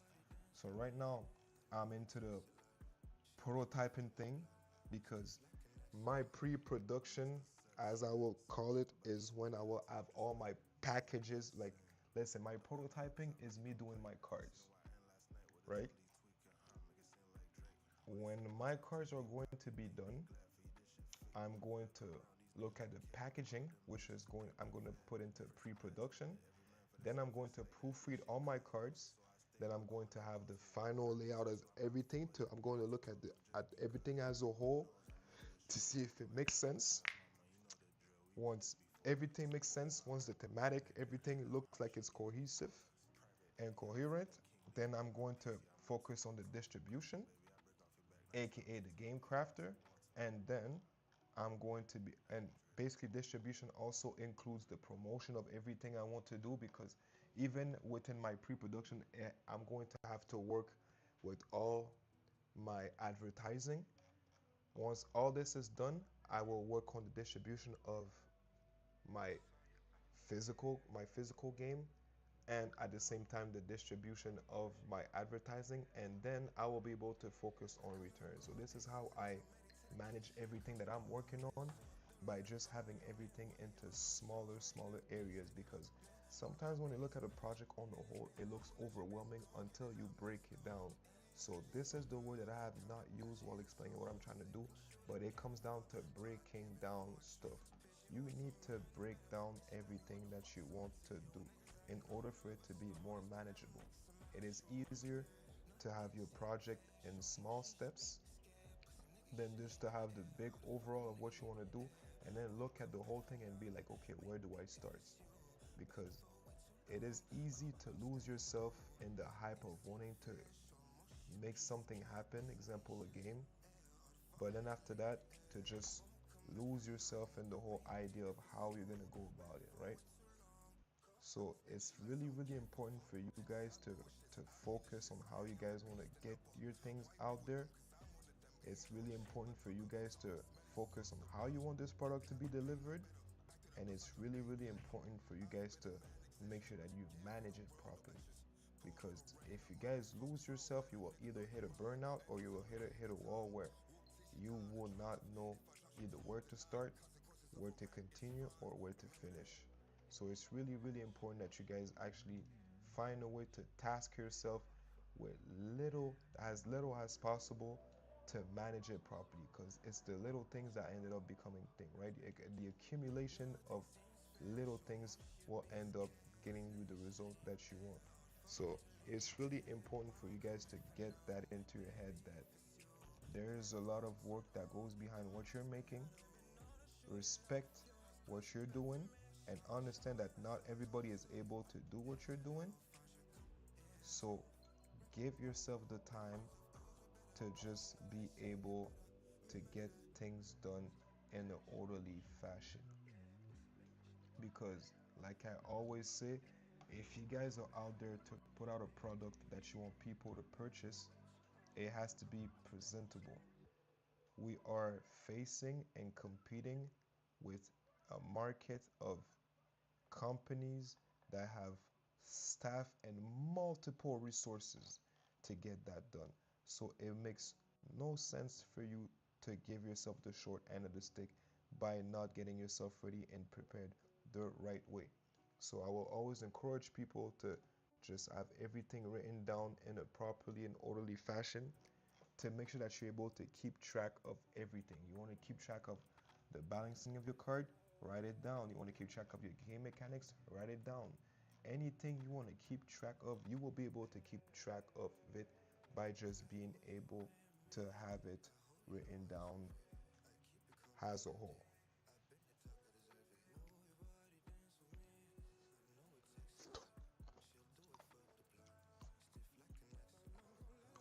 Now,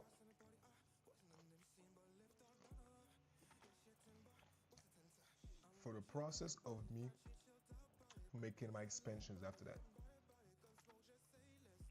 like I said earlier, when you're making a TCG, you can either, the way I said, there's two ways to go about it, right? There is the single one-time thing, where it's about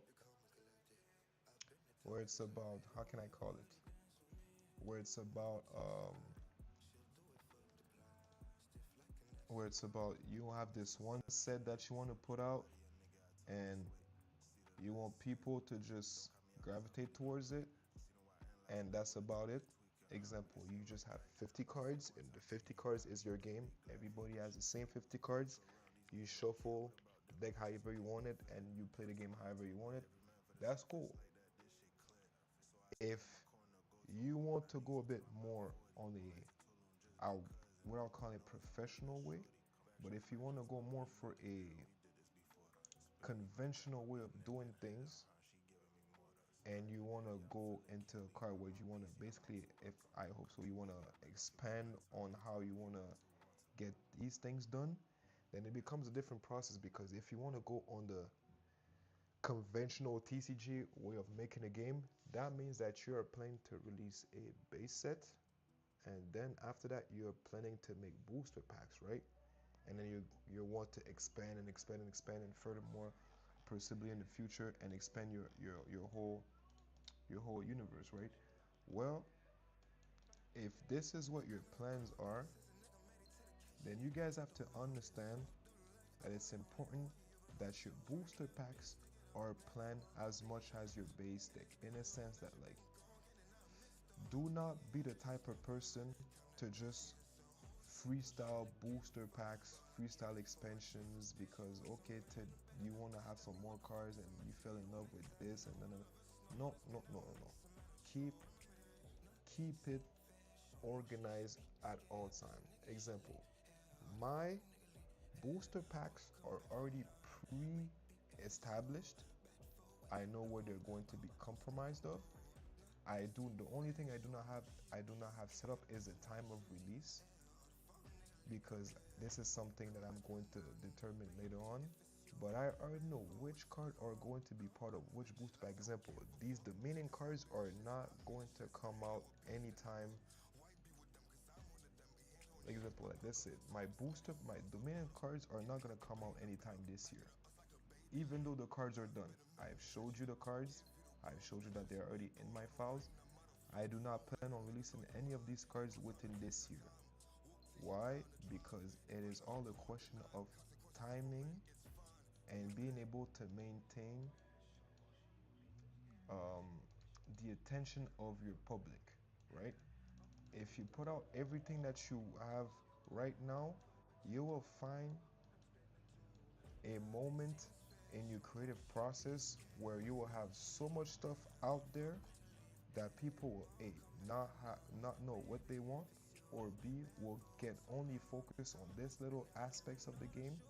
They'll try to get the booster pack and they'll try to get the strongest card right away or whatnot, and you will find yourself lost in a sense where you will hit a stalemate where people will have purchased everything that you have to offer, and after this you will not know what else you want to put out there. So to limit yourself to making those mistakes, I will advise you to have most of everything you want to come out within a year pre-done, and then the same way when you have to task yourself and delegate into smaller tasks, separate everything you want to do and spread it throughout your year. As if you want to have it quarterly, basically every 3 months you want to release something. Well, you have enough pre-worked done for the year, which will make it so that you can already work on what you want to release next year, while people are thinking that what you're working on for next month is being worked right now. You already have next month planned since last year, so therefore what you're currently working on is planned for next year. So you will be able to not get caught off guard by people just overly purchasing what you have, overly consuming what you have, and you getting caught into that situation where you do not have the material to please the population, basically. So my take on this is simple. I plan everything when it comes to my booster pack ahead, and I make sure that I have it all lined up so that I know that when I'm going to release all of these things, they are going to be ready to go whenever I need them to be ready to go. So I would suggest you guys to do the same thing. I would heavily suggest you guys to do the same thing, because I see a lot of indie TCG makers making all these booster packs while the deck was released a month ago. The base deck was released a month ago, or the last booster pack was released a month ago, and now you guys are making an announcement for this new booster pack but people have barely had the time to sink their teeth in into what you already given them, and they're not necessarily interested into what you are willing to give them right now, because you're overly fitting them with product before they even get the chance to appreciate the base product that you have. So I will tell you this: get get all your expansion pack at least for the year done, ready. Your packaging, your cards, but do not release everything right now. Wait, temper it, be patient, and keep going as you go. I would rather see you guys putting putting a year into a base deck than having 10, like having two base decks plus six booster packs and three more other edition within the same year. It quickly becomes overwhelming. Remember that we are indie game makers and we are not Yu-Gi-Oh, we're not Wizard of the Coast, we're not Pokemon, so we cannot afford to do all these things, right? So I would say I would strongly advise for you guys to when it comes to your creative process of how you want to expand your game, to temper and manage your expansions, to not have it become overwhelming. It is a personal opinion, not an expertise opinion, because I'm still an indie game developer myself. I'm not the number one game developer in the world, that's for sure. And I'm trying to get myself to a certain level where there's a certain recognition, not of me, but of my brand. But these are little tips that I learned throughout watching other people that I found myself enjoying to learn how to basically the do's and don'ts. There's a lot of videos that I watch out there where it's a lot of mistakes that I see some people doing, a lot of do's and don'ts that I'm learning, and at the end of the day, it gives you an advantage. One of the biggest advantage that I realize, example, is card when it comes to card art. I realize that a lot of like indie TCG game makers, when they want to make example like let's say you have Ice Dragon. Now you want a better version, like you want to have a foil version of Ice Dragon. I see a lot of indie TCG makers having the exact same art, but just a foily version of the exact same art for their for a special rarity. By just sometimes they'll add a little thing to it, like example some glare or some shining to it or some extra stuff on the templates to give it this rarity look, just for them after that to backtrack on themselves because of what they see the big company doing and be like, you know what, for my rarity, I will make alternate art. I did not have this problem.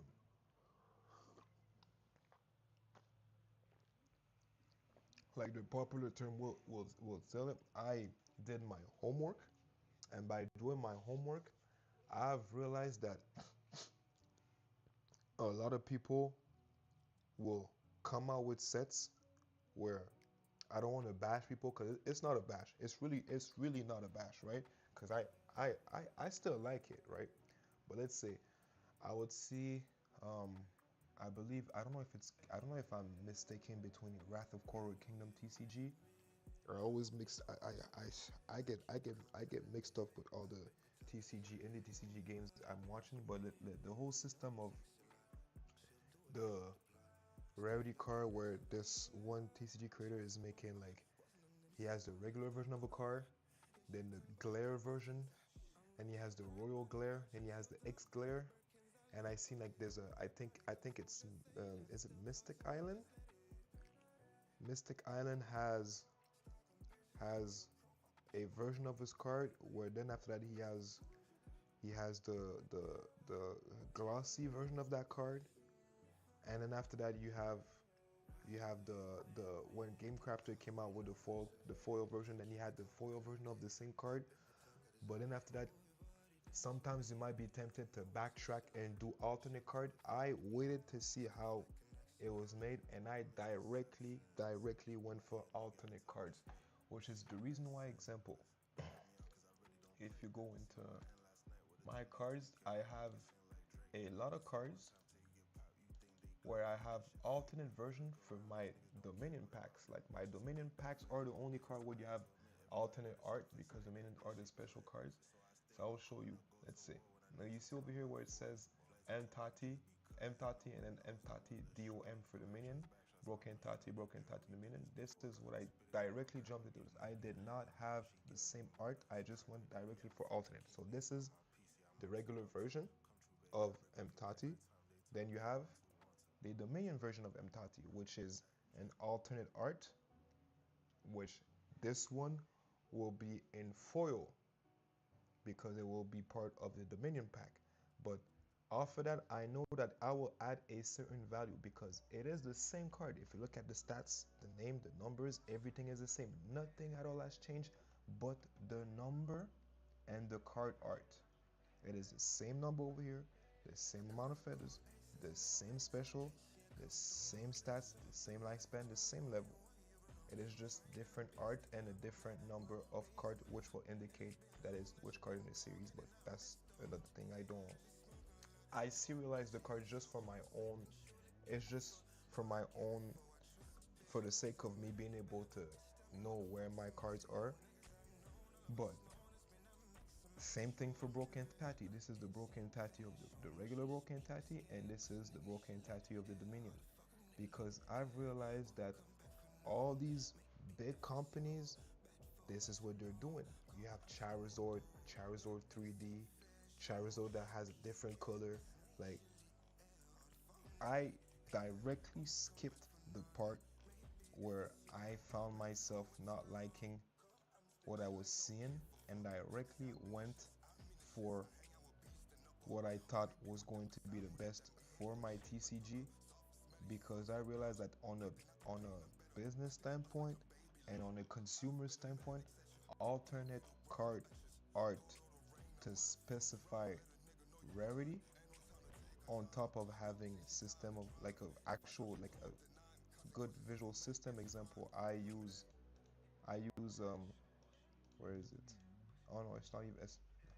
I'm looking at blessings, thinking I'm looking for feathers. Example, with the feather system is a nice visual to make people understand if the card is rare or not. Having then on top of that, when you add element like the foil or the glossy aspect, then it has an extra layer of making the consumer understand that this card is either of a higher rarity or or of a different set per se. So, example, if somebody is to come up to me and I'm to play him and he brings me and he pulls out this card, he has a link. I know that this card comes from a regular set because it is the regular link with the regular maybe glossy finish that all the base cards have. But if then he is to pull out this to me, which is the same card again, but I realize that it's the same name. Let's say I have Link myself, but then he pulls out that Link, and I know he has. I then know automatically like, oh, you purchased a Scarlet Rubiolin pack, so there's potential of you having higher cards because when it comes to the minion cards, this is what I did, right?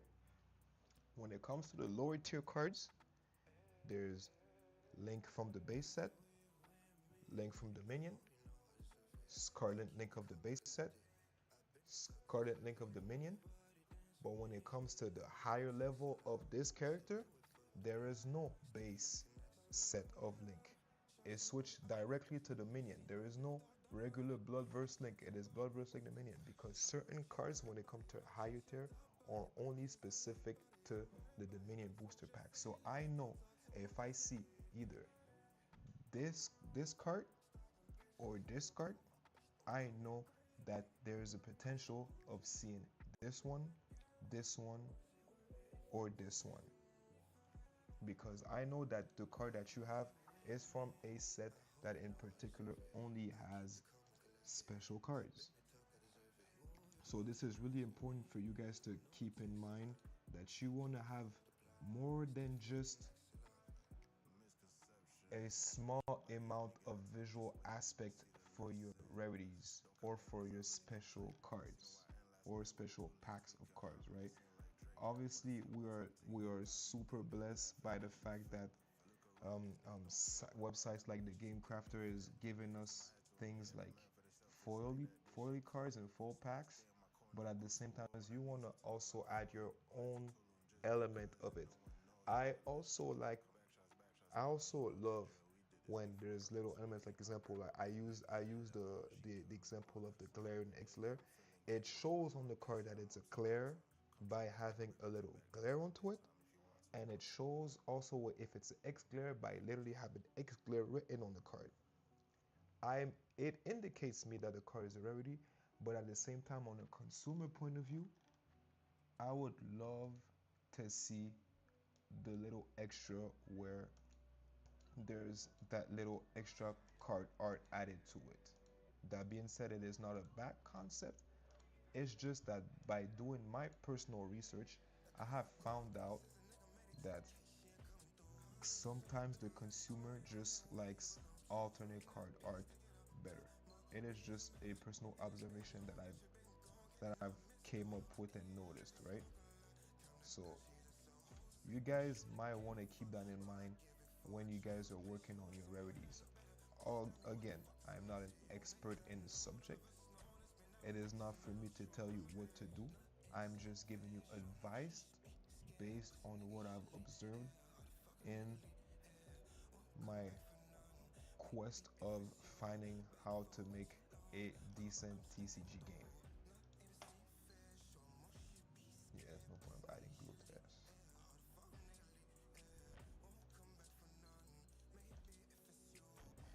Nice, yeah, I'll make this black for sure, for sure, for sure.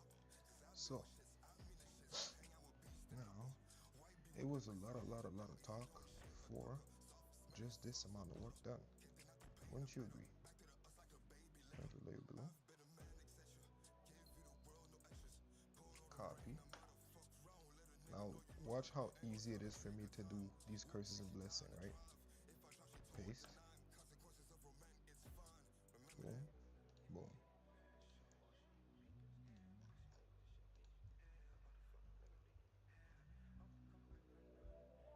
So, again, if I'm to answer the question, what card am I the most proud of? It comes back around to the same thing. I'm the most proud of my alternate card art because I feel like this is what off the bat is setting me apart from every other like indie TCG maker because like I said, a lot of indie TCG guys are not doing the alternate card things for their rarities, which is not a bad thing, but also is a thing that I would consider important to be able to push out there, right? So you guys might want to keep that in mind when you guys are making your own trading card game.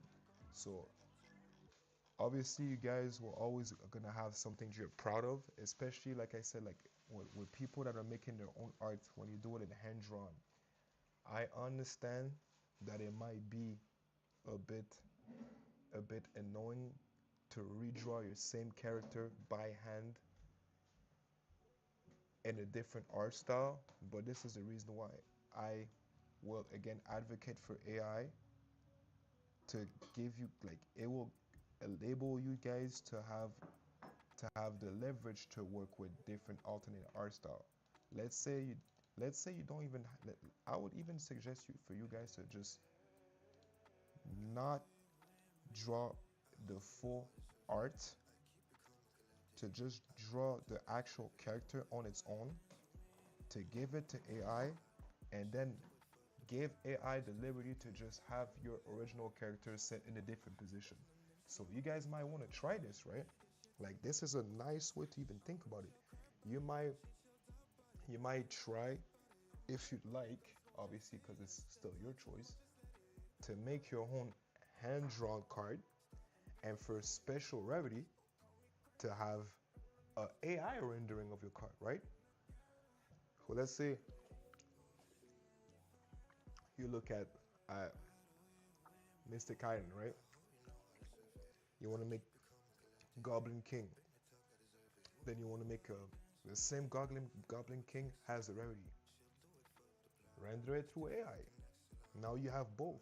You have your own art, and then you have AI rendering of your same art, which will be the same drawing at the base, but with an AI rendering, and you would call it as a rarity AI alternate. You know what I'm saying? This is an alternate reality version of your card. I'm just pitching idea because at the same time, your game is your game. I enjoy watching you guys doing what you do. This is the reason why I'm subscribed to you guys' channel. This is the reason why I comment on you guys' page. This is the reason why I keep advocating for you guys to do what you guys are doing and to keep pushing. But at the same time, I would love for you guys to have more to show for, because to me it is worth showing for, right? So, in my personal, honest, and humble opinion, if you guys can try it, just try it, because you guys are getting to a point where you have to pay for artists or start make Kickstarters to pay artists. It's a lot of money that you guys have to spend, right? And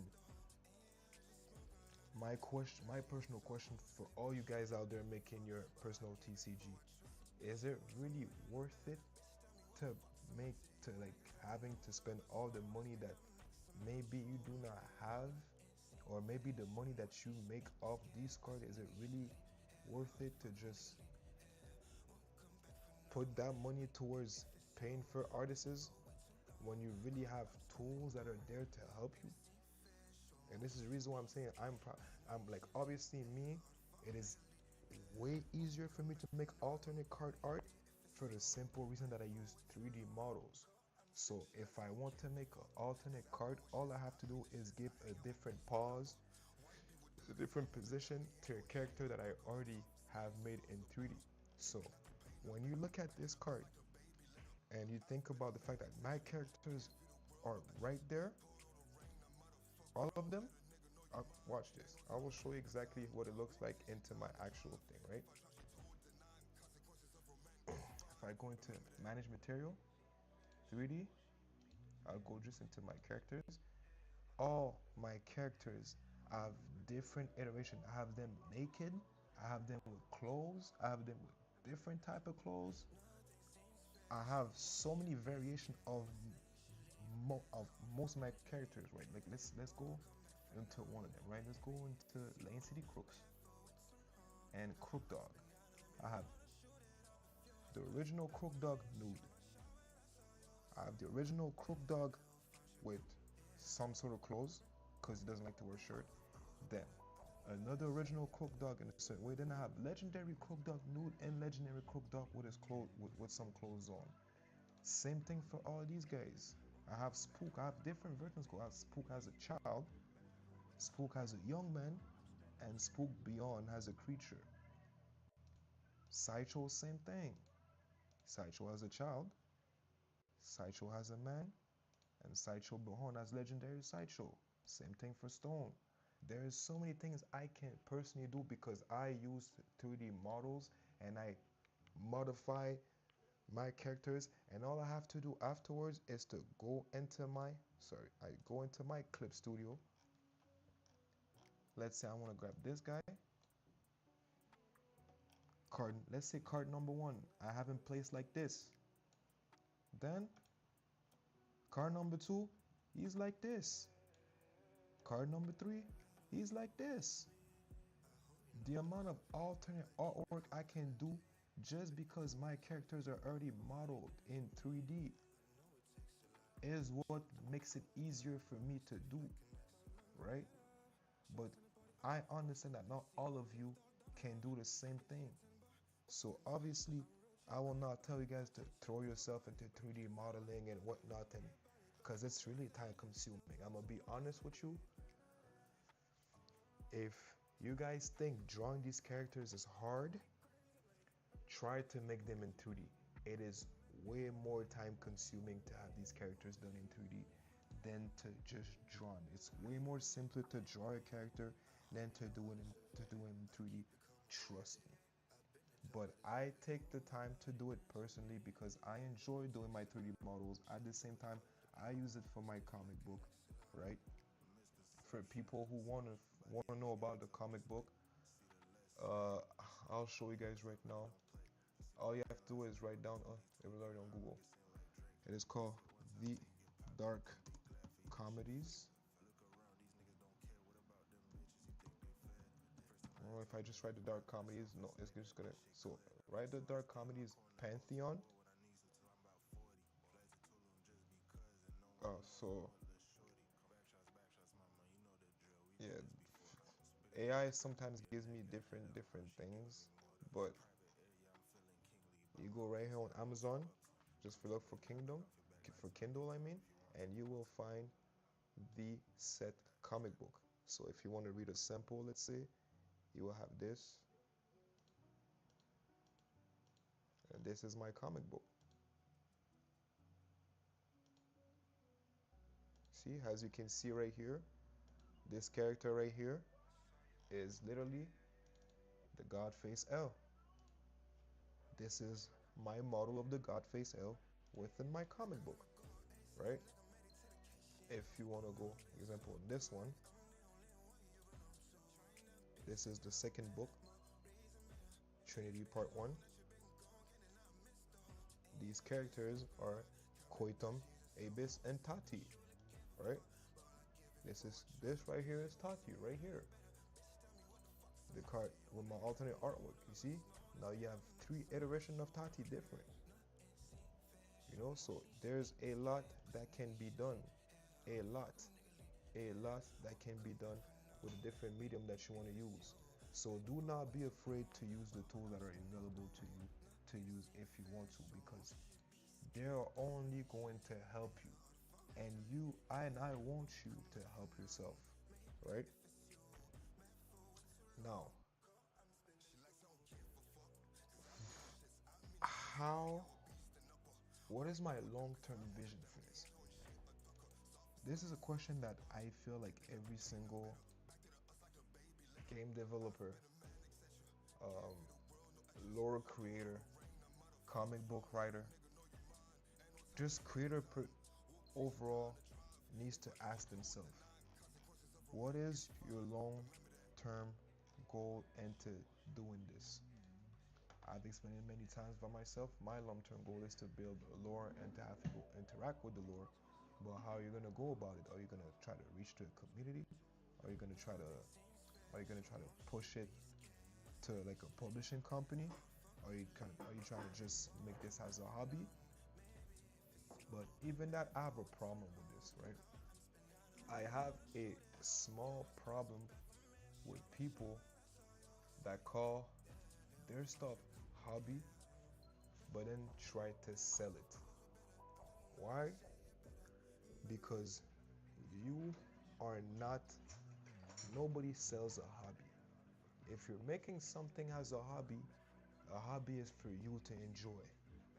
If you're making something that you want to sell to people, meaning you want people to grab their honest or non-honest earnings, if you just want people to grab their earnings and to invest it or pour it into you, you must understand that it needs to be worth paying for, which is the reason why I, on this side of things, I vouch heavily for games like Celestial. I cannot look at people in their eyes, come out with a product, and say, this is my hobby, do you want to buy it? Because a hobby is something that is close to your heart, that is for you to do on your own time, for you to enjoy, for you to love, but that does not necessarily translate to for the public to love and enjoy. If you guys want to sell something, it needs to be worth buying. If not, you will hit the wall where you're going to keep advertising your product as a hobby, put it out there, have a few people that personally like you buy it, but then hit a stalemate where nobody as a mass is going to consume it because you did not push your product as a business. You have advertised it as a hobby. If I'm into Star Wars and I have a collection of Star Wars figurines and this is my hobby and I like to paint my characters pink, I cannot go to people and be like, well, I have this hobby, which is Star Wars, and I want to sell my little pink figurines to people. It's not how people know Star Wars. People know stormtroopers to be white, black, red, whatever the colors they come in, but it's not how you're making it. If I'm making a trading card game and I'm telling people this is my hobby, buy it, it doesn't sit well with me and it doesn't sit well with a consumer. Because one thing I realized that it's specifically in the indie TCG community, it is mostly indie TCG creators that buy the product of other TCG game creators. And this is not the goal, guys, which is the reason why, even though, even though when I look at Celestial and I see Pokemon, I also see money. Even when I see people making videos about how bad or how Celestial is a scam, rather that it is good or bad advertising, advertising is advertising. For people to hate on it, they went and bought the product to showcase it and hate on it. And you want to know the reason why they bought the product?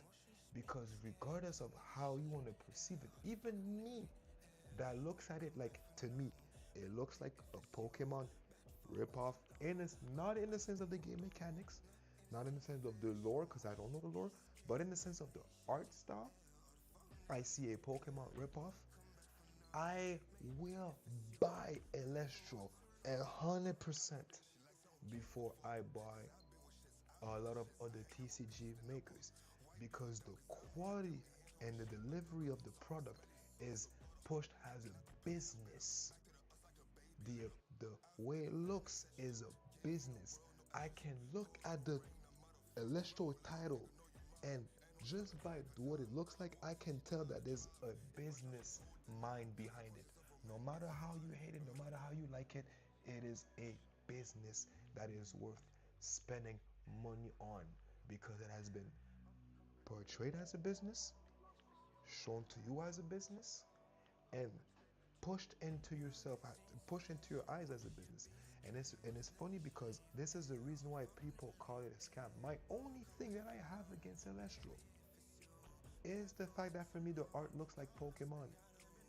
But at the same time, it's not like people are not out there playing Power World. So yes, I heavily vouch for Celestial as a business because it is an extremely good business model for me. A lot of people hate it because they say it is a cash grab. What the hell is Magic the Gathering? What the hell is Yu-Gi-Oh? What the hell is Pokemon if it's not a cash grab? Yu-Gi-Oh and Pokemon could have stick to just being anime, but they make cards and they make toys and they make video games because it, it's money, right? The the guy that's making Lestro, he's not out there saying, "Well, this is a hobby." No, he has an entire team working behind it. They're working on a game. They have plushies. They have little toy thingy. When you watch his videos, he has those little thing in the background with his little creatures that's moving. Those little frame thingy. It's a business, and I'm sorry to tell it, guys, but even if the casual or hardcore indie TCG fan hates it, the actual casual TCG consumer that are just consumer, the people who want to sell it, are buying it. If it has a more successful Kickstarter than you, if it has more successful revenue than you, then instead of hating on it, you should look into what they're doing right. Obviously, there's some things they don't like. Like I said always, I see Pokemon when I see this. But you know how many things that I see that look like Pokemon? There's a lot of Pokemon things out there, and how come they're not making as much as Celestial, or they don't have the presence? Is because they do not have the business model behind it. So of course, I respect everybody that wants to stay, that wants to keep it into the indie space and they're super hardcore, hand drawn and whatnot, and keep it into a small community. But do not get frustrated if you realize that your favorite TCG maker, indie TCG game maker, has posted a video 3 years ago, and that the video hasn't made past 200 views, and that Celestial is gonna put out a video tomorrow, and that video is gonna hit 2,000 views within a day, because people in general, the consumer, like businesses. You need to understand this. How many game makers are out there versus how many consumers are out there? The game making community is a minority that is trying to appeal to a majority, and the majority is already used to a certain format. So, guys, make sure that you know how and what you're doing when you're given a certain title to your product. If it is a hobby, make it as a hobby. Don't try to sum your hobby, I am not interested. Your hobby is your hobby. I might be interested by watching videos of you doing your hobby because it's fun to watch, it's entertaining, but I will not be attracted or appealed to buy the product because I do not want to spend my money into somebody else's hobby. And just to say, professional people that understand that, do even and people that understand that people are into hobbies, turn their things and turn their business into hobbies. Example, Games Workshop. Games Workshop understand that people sometimes might play Warhammer 40k because they like it. Some people might just be into the hobby of painting it. So what do? They pull out great figurines that you paint yourself. So now there's a lot of channels out there of people just for a hobby making channels about painting stuff. And they're successful like this because this is what they advertise. This is my hobby, this is what I like to do, and this is what I'm showing you. They're not trying to sell you their hobby, they're showing you, and you're attracted to it, therefore you invest time into it. But when it comes to investing money into it, cash, credit, whatever you want, crypto, whatever it is, when it comes to what it involves currency, you can no longer label this as a hobby. You must be aware of what you're doing and how you are advertising your project, guys. So, this is a month left until I released my base set. I'm really excited about it.